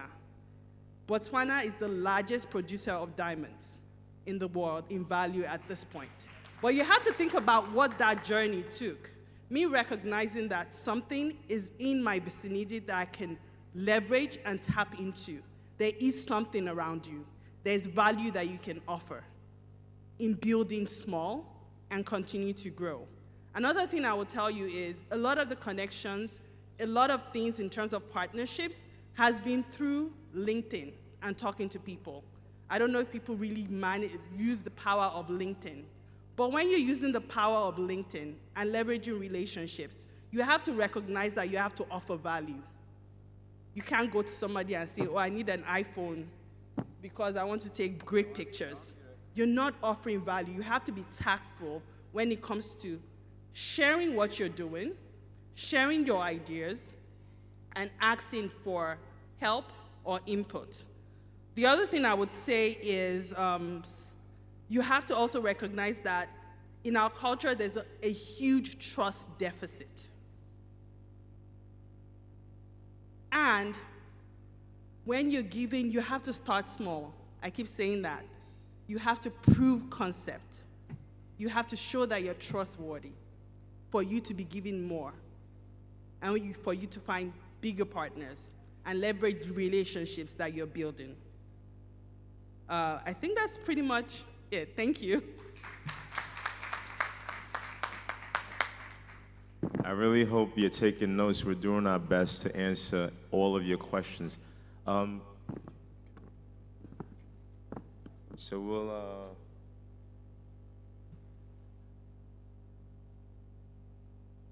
All right, so I just wanted to address some of the questions. There was the gentleman that asked questions about access to things like laptops and resources to be able to use for some of the things that you are interested in. That's what the American Spaces is all about. There are laptops, computers, access to internet, resources that you can go and use for free. So definitely check out the American Spaces if you're someone who is looking for those types of resources.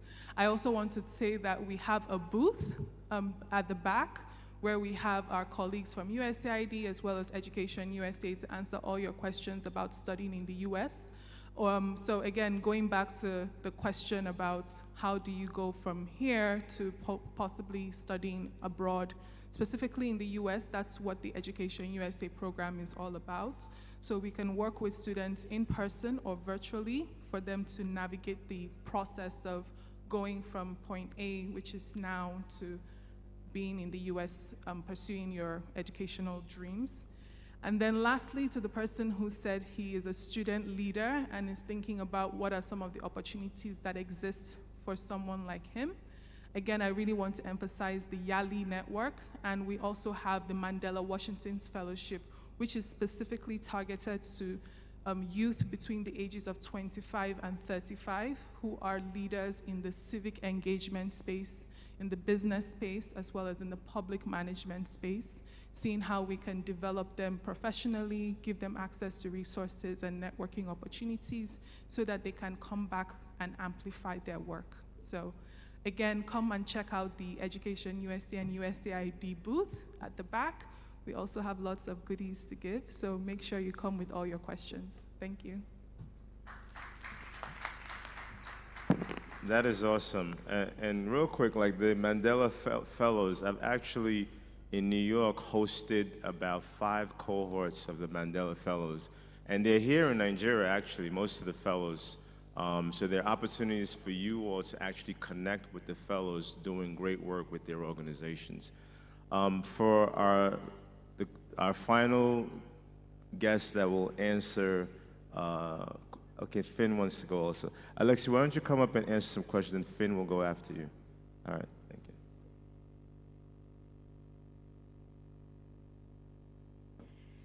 Thank you so much, Malati, for that excellent and comprehensive response. I actually just wanted to put in a plug for our booth that's here, and as Malati said, all of the resources and information about how to apply for some of these U.S. government opportunities that she listed are all here at the booth. We have a fabulous team here today representing the U.S. Embassy and USAID to answer all of your questions.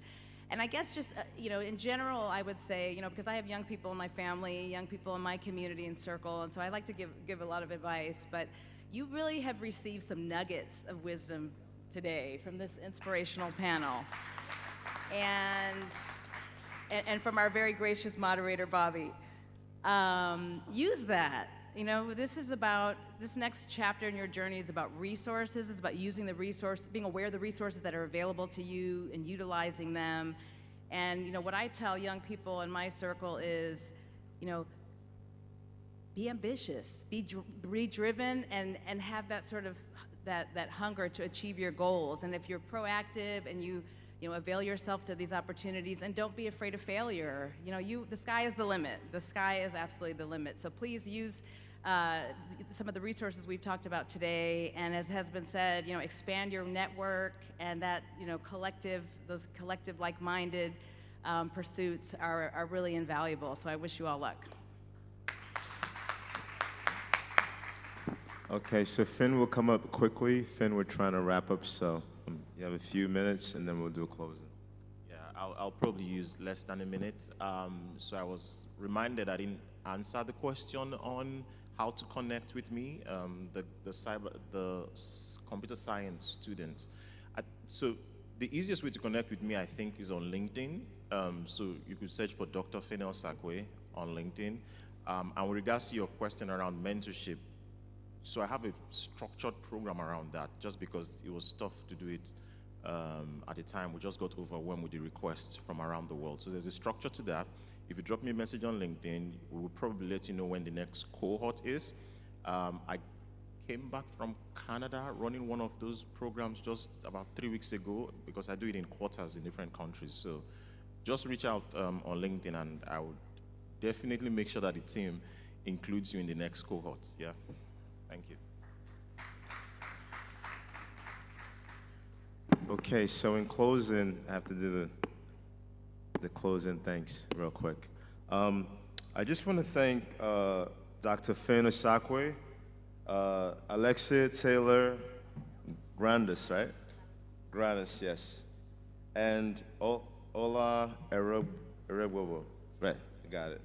We got to practice these names. And of course, Aisha Zanaya Mustafa, who have been very gracious this morning to share all of their experience and knowledge. So give them a round of applause.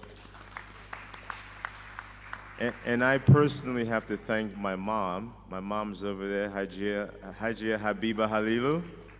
Yes. And my sons, Arthur and Henry. Henry's birthday is tomorrow, so give him a round of applause. Without my mom, I wouldn't be here, right? And of course, Mama Diaspora, Dr. Abike Dabiri. Thank you for organizing this panel. It's been an honor, and it's been a pleasure. A round of applause to the panel and to Bobby Digi Olise for a good job. Well done. Yeah, okay, a group picture right there with the chairman downstairs. Here you come down, that's a beautiful one. Okay, as soon as the picture session is over, we're going to have musical interlude with Lush. Then after, we have Jakba experience with Ademo Sadiq, voluntary returning from Switzerland, and it will be musical entertainment, and we run up for the day. So, group picture.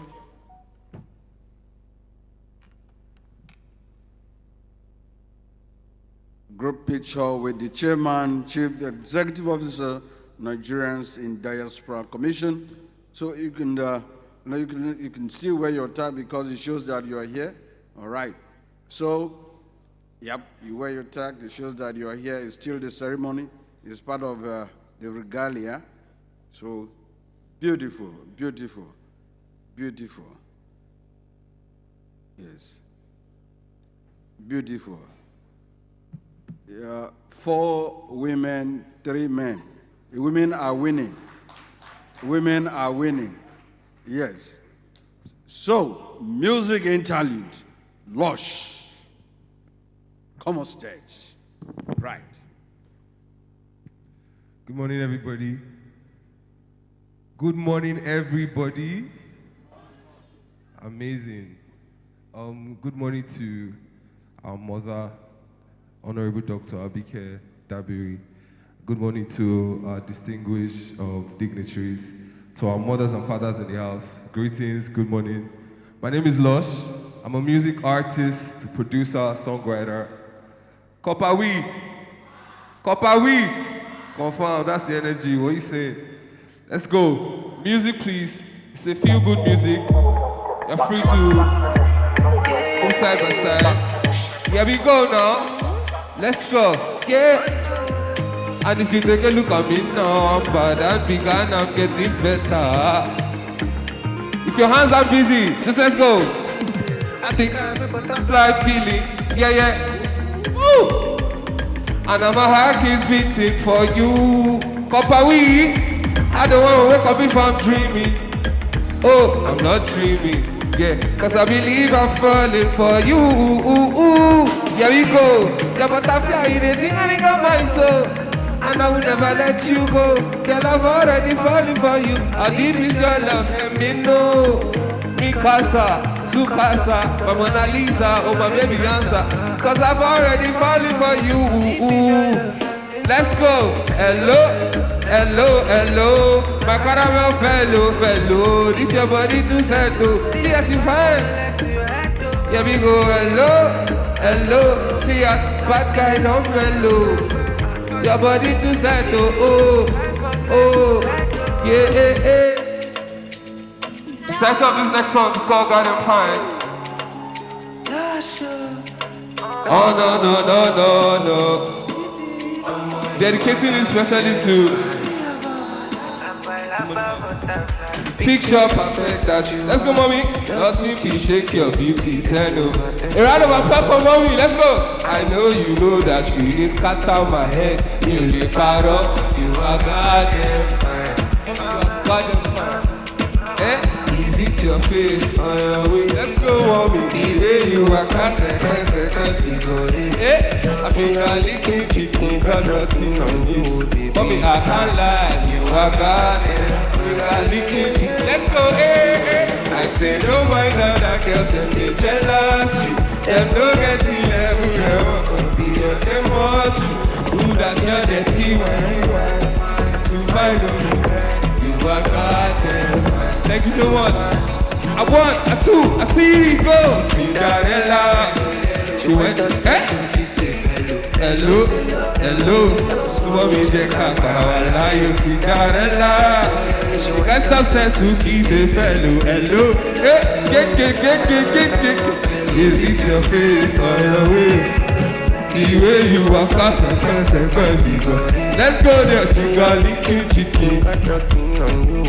Oh, I can't lie, you are goddamn. You got licky chicky, no. I say, don't mind other girls and feel jealousy. There's no getting level there. Get. Dirty why. To find me crime, you are goddamn. A round of applause for yourself. Thank you very much. My name is Lodge.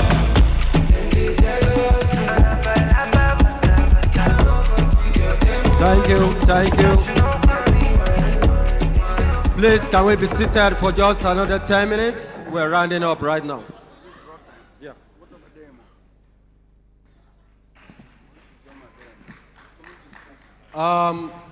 Mr. Planner, come on stage right now, just for 3 minutes. Then we want to do something strange, something unusual. Okay, Mr. Planner, just come up, 3 minutes, then we round up, please.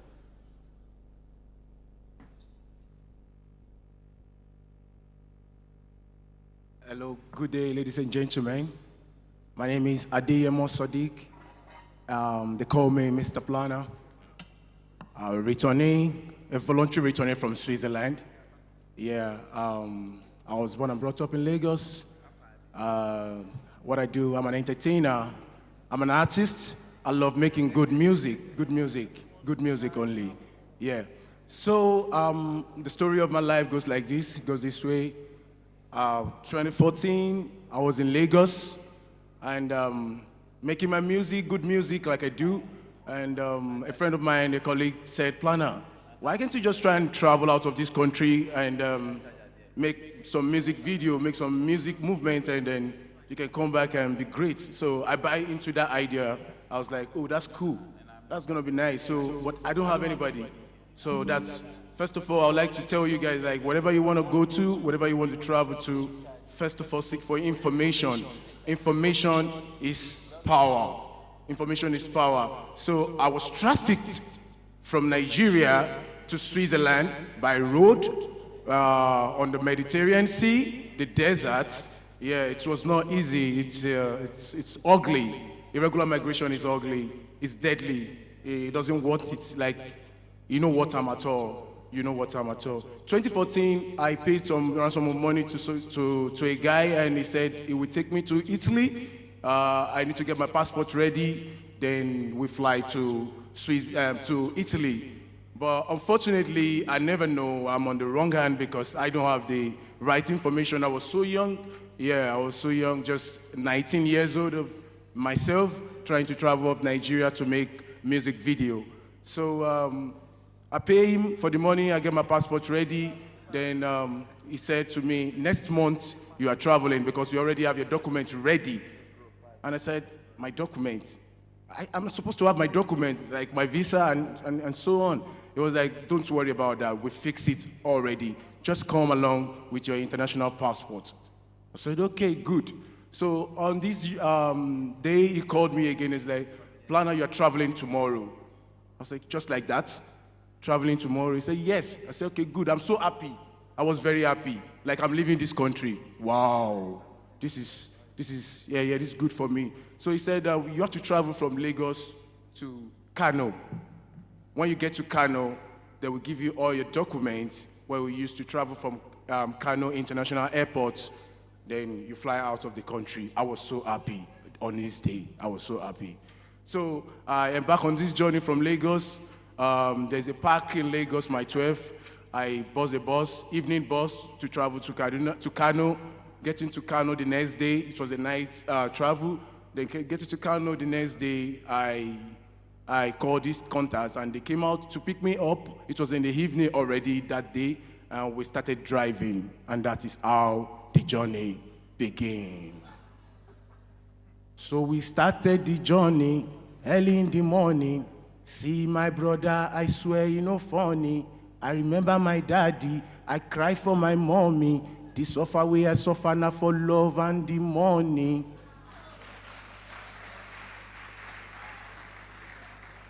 So when we get to, we started driving that evening from Kano.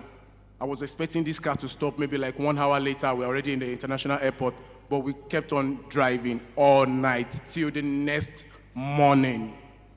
So the next morning, I tried to make a call like, what's going on? There was no network. That was when I realized what is happening.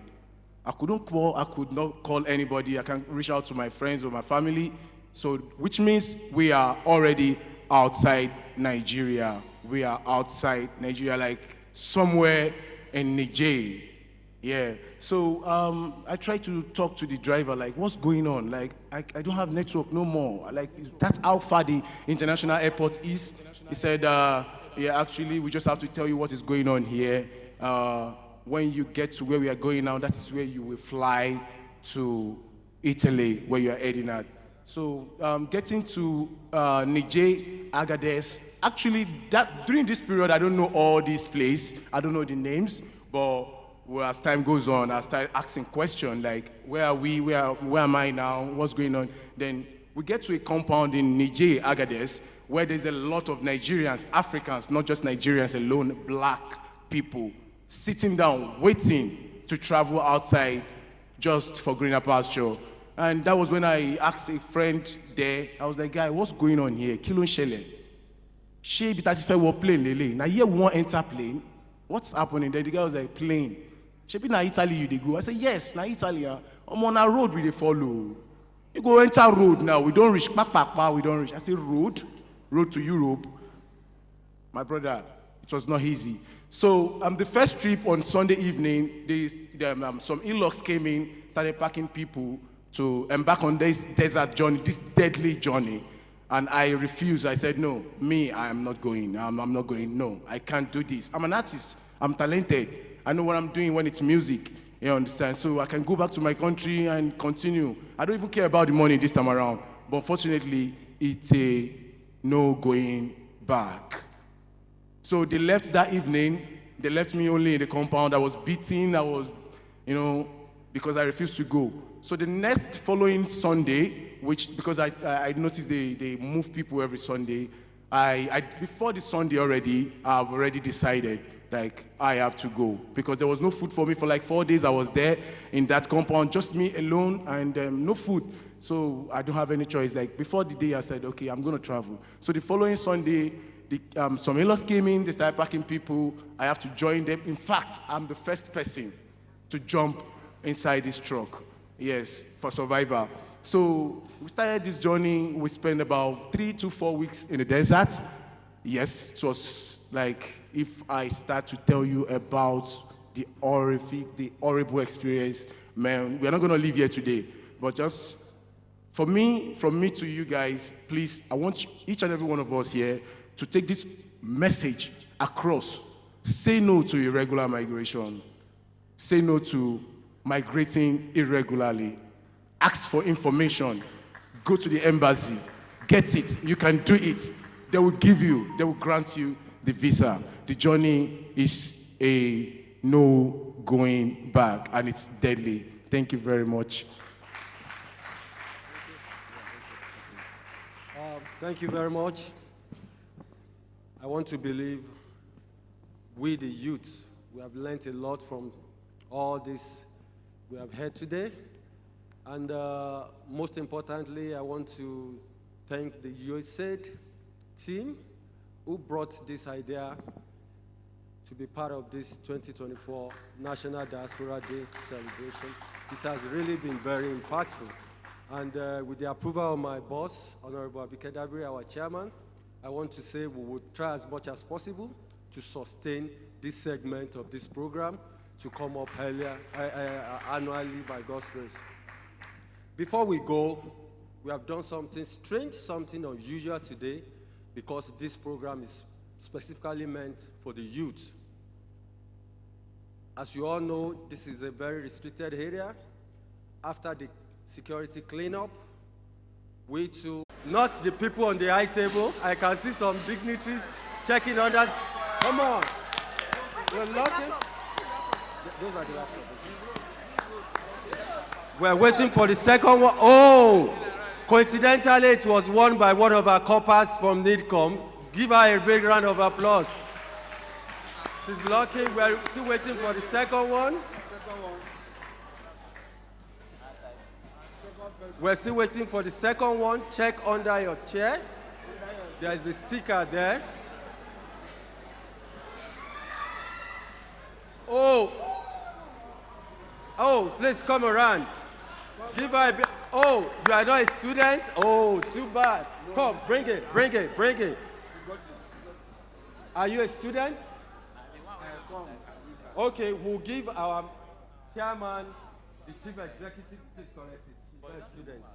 We'll give our chairman, chief executive, to just look into the crowd and just give it to one person. She's not a student, so we don't know how we want to do that. She's not a student, and we want one of you to be part of this. So, Ma, what do you think we can do, Ma?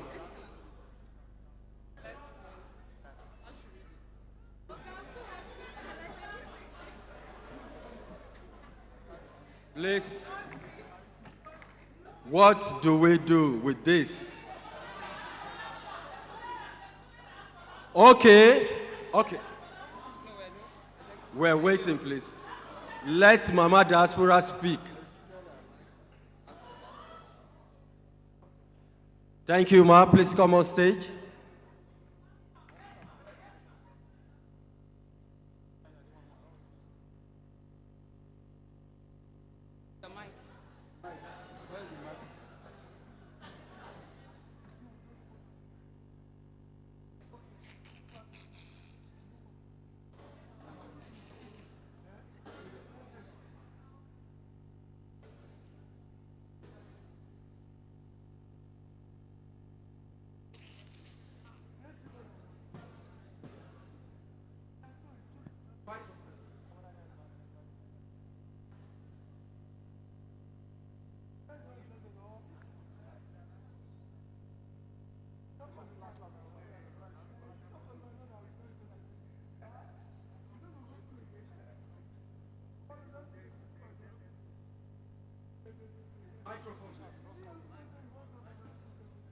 Can we have the microphone, please?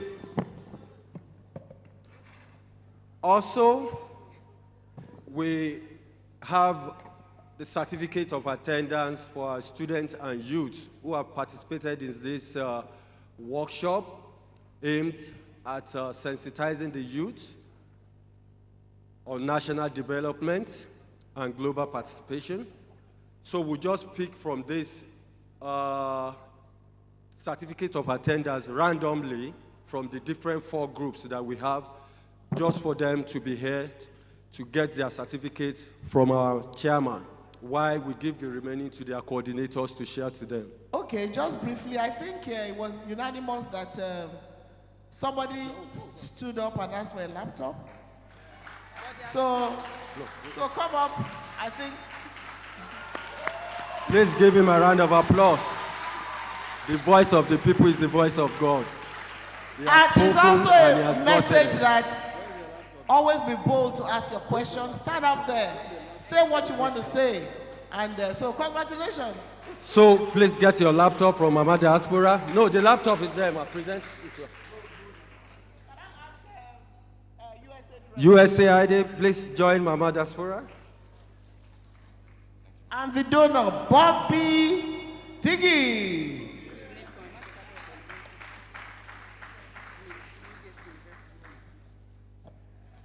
So okay. So on behalf of okay, is your student?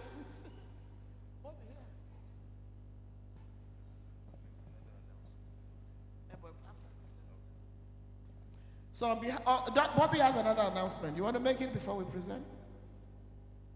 So we just did these 2 laptops really because this is the first year, but seeing the response I'm going to challenge myself. So next year, we're going to bring 10 laptops, maybe more, but let me start with 10, possibly 20, all right? So make sure that you not only volunteer, and you have to volunteer with Nidcom, right? And then Canvas is going to be here on grounds also. So next year, we'll double the blessing. And next year, partnering with USAID, I'm sure there'll be a lot more, because this has been a very, very successful first outing for all of us. Thank you, USAID. So on behalf of all of us, we present to you, what's your name? Adenuga Kende Ebenezer. What university? I'm from the great University of Abuja. And your VC is here. So we present to you this laptop as part of Diaspora Day activities, Youth Wing celebration. Congratulations. Congratulations. Yeah, the second one. Who happens to be a... Actually, I was asking her, are you sure they did not do Ojoro? Because I know her, a former youth corper with Nidcom. But I'll tell you something about her. She still remained with Nidcom. She hasn't been employed because I don't have a waiver to employ. But she said, Mommy, I'm going to be working with you. Don't pay me anything. I just want to work with you. And she's been so hardworking. Give Rosemary any job. In fact, when National Anthem came out, she gave us a portrait of a national anthem that everybody in diaspora should learn. So you deserve this. Very amazing young girl. And I'm hoping that we can have you employed before the end of the year.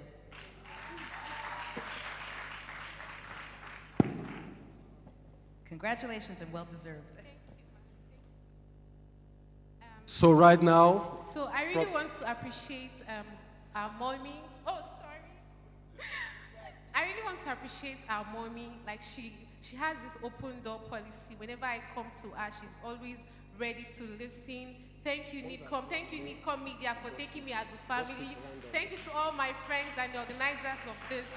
The Lord bless everyone in Jesus' name. Thank you. Right now, I'm going to... Okay, ma. Yeah, so thank you very much to my great university, first of all. Then to Dr. Grace, which the initiative that she gave, that she championed, has got me shy. So thank you very much, Dr. Grace. Thank you to our former VC, Dr. Abdurrashid Nala, and my very beautiful professor here. Thank you very much. Thank you, Nidcom. Thank you, Ma. Honor to be in your presence. Thank you. So right now, like I said, we're just going to pick randomly from the certificate. When you hear your name, you just come out so that you can get your certificate from our chairman. Yes. Abubakar from Newgate University, Mina. Abubakar Sadiq Zoo.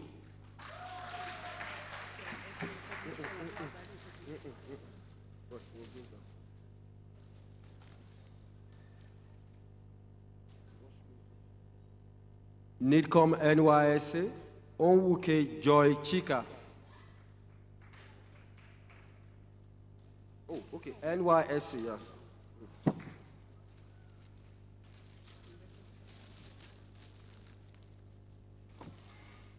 University of Abuja, Kabil Sunday.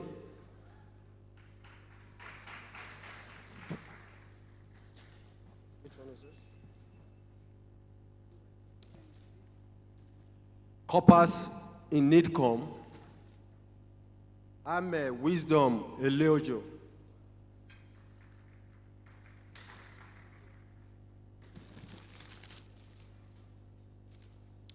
AfriHub from AfriHub Institute, Daniel Femilola Umoshola.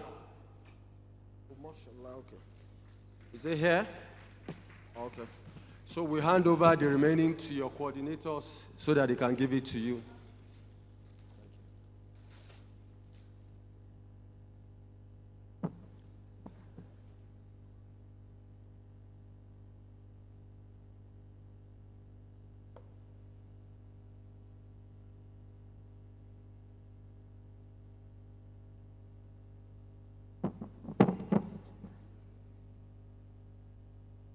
So thank you, Ma.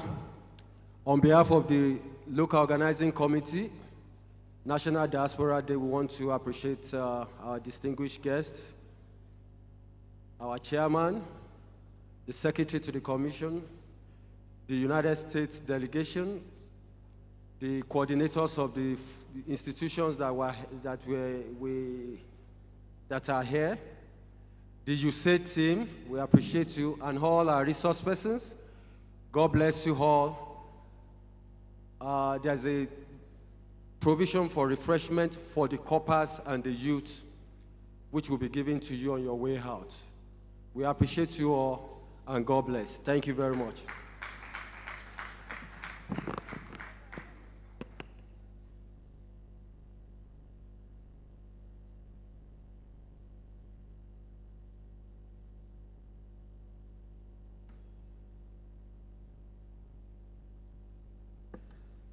So there will be group photographs with the chairman, NYSC, corpers. You come take picture with the chairman, with your coordinator. NYSC come, coordinator, come and take picture with the chairman. After that, University of Abuja, you take picture with the chairman, your group. NYSC. NYSC group, make it faster, please. You are still young and active. Dr. Sule Yakubu Basi joined, and Usaid, Usaid, join them. Climb up stage, go up. Yep.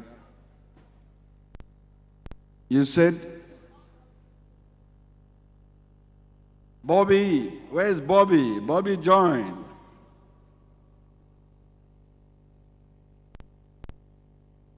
The panelists join. The panelists.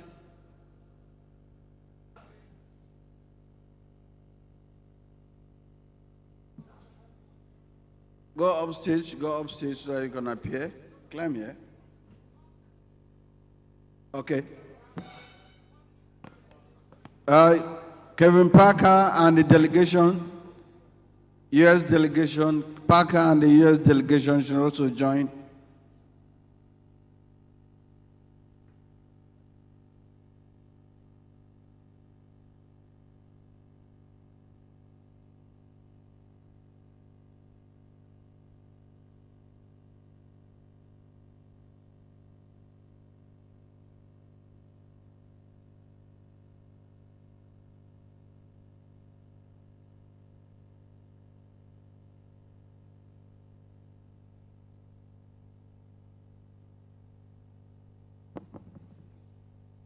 Newgate University next. Thank you. Newgate University next. Newgate University next. Newgate University next. Make it snappy, please. We are running behind schedule. Make it snappy, make it snappy. Make it snappy. Climb up stage. There's a stage you climb so that you can appear. Newgate University.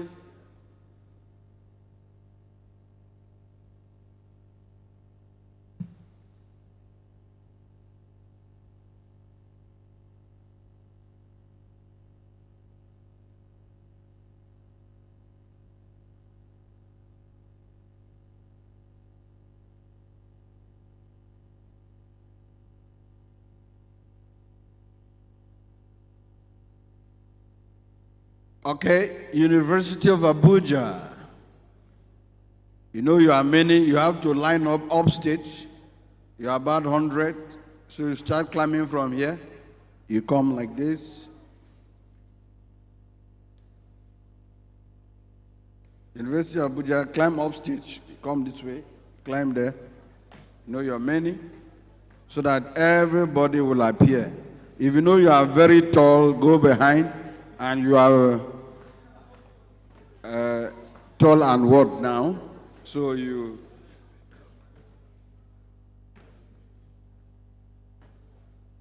stay where you can appear, or you, so that we can even see your eye only, it's okay.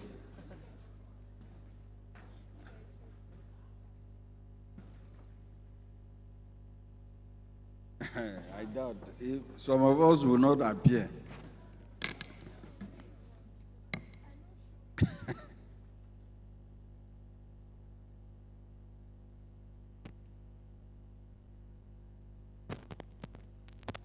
Ensure everybody is captured.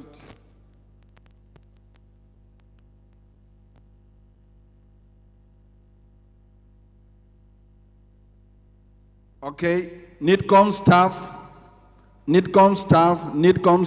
come over. If you are around, Nidcom, make it fast.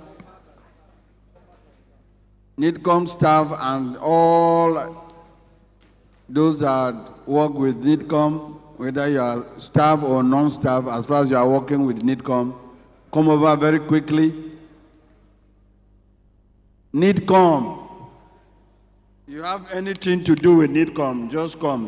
Staff, would-be staff, corpers of Nidcom, come very quickly.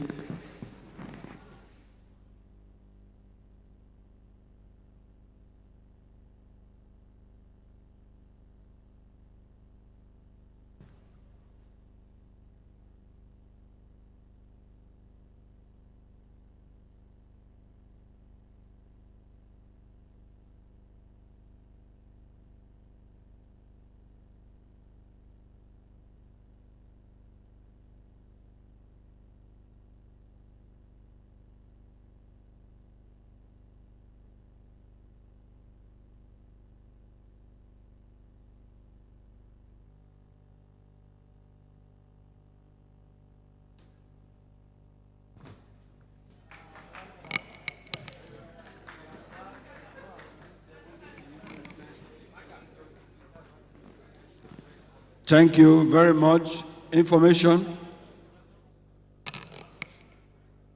Yes. The next session is at 3, and it is good that your tag does not admit you to the 3 p.m. event. It's restricted. The 3 p.m. event is restricted. You are not to attend. Those of you here, you are not to attend. It's restricted. Meanwhile, I thank you all for coming. My name is Gabriel Odu, who has seen you through from the beginning to the end of this today very important occasion. Thank you so much. Thank you. Thank you, LOC. We'll see you in the evening for more activities. Very good. Music, music, music.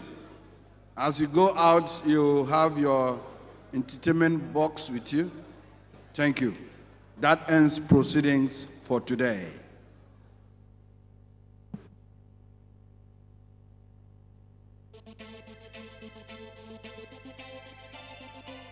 A F R I C A.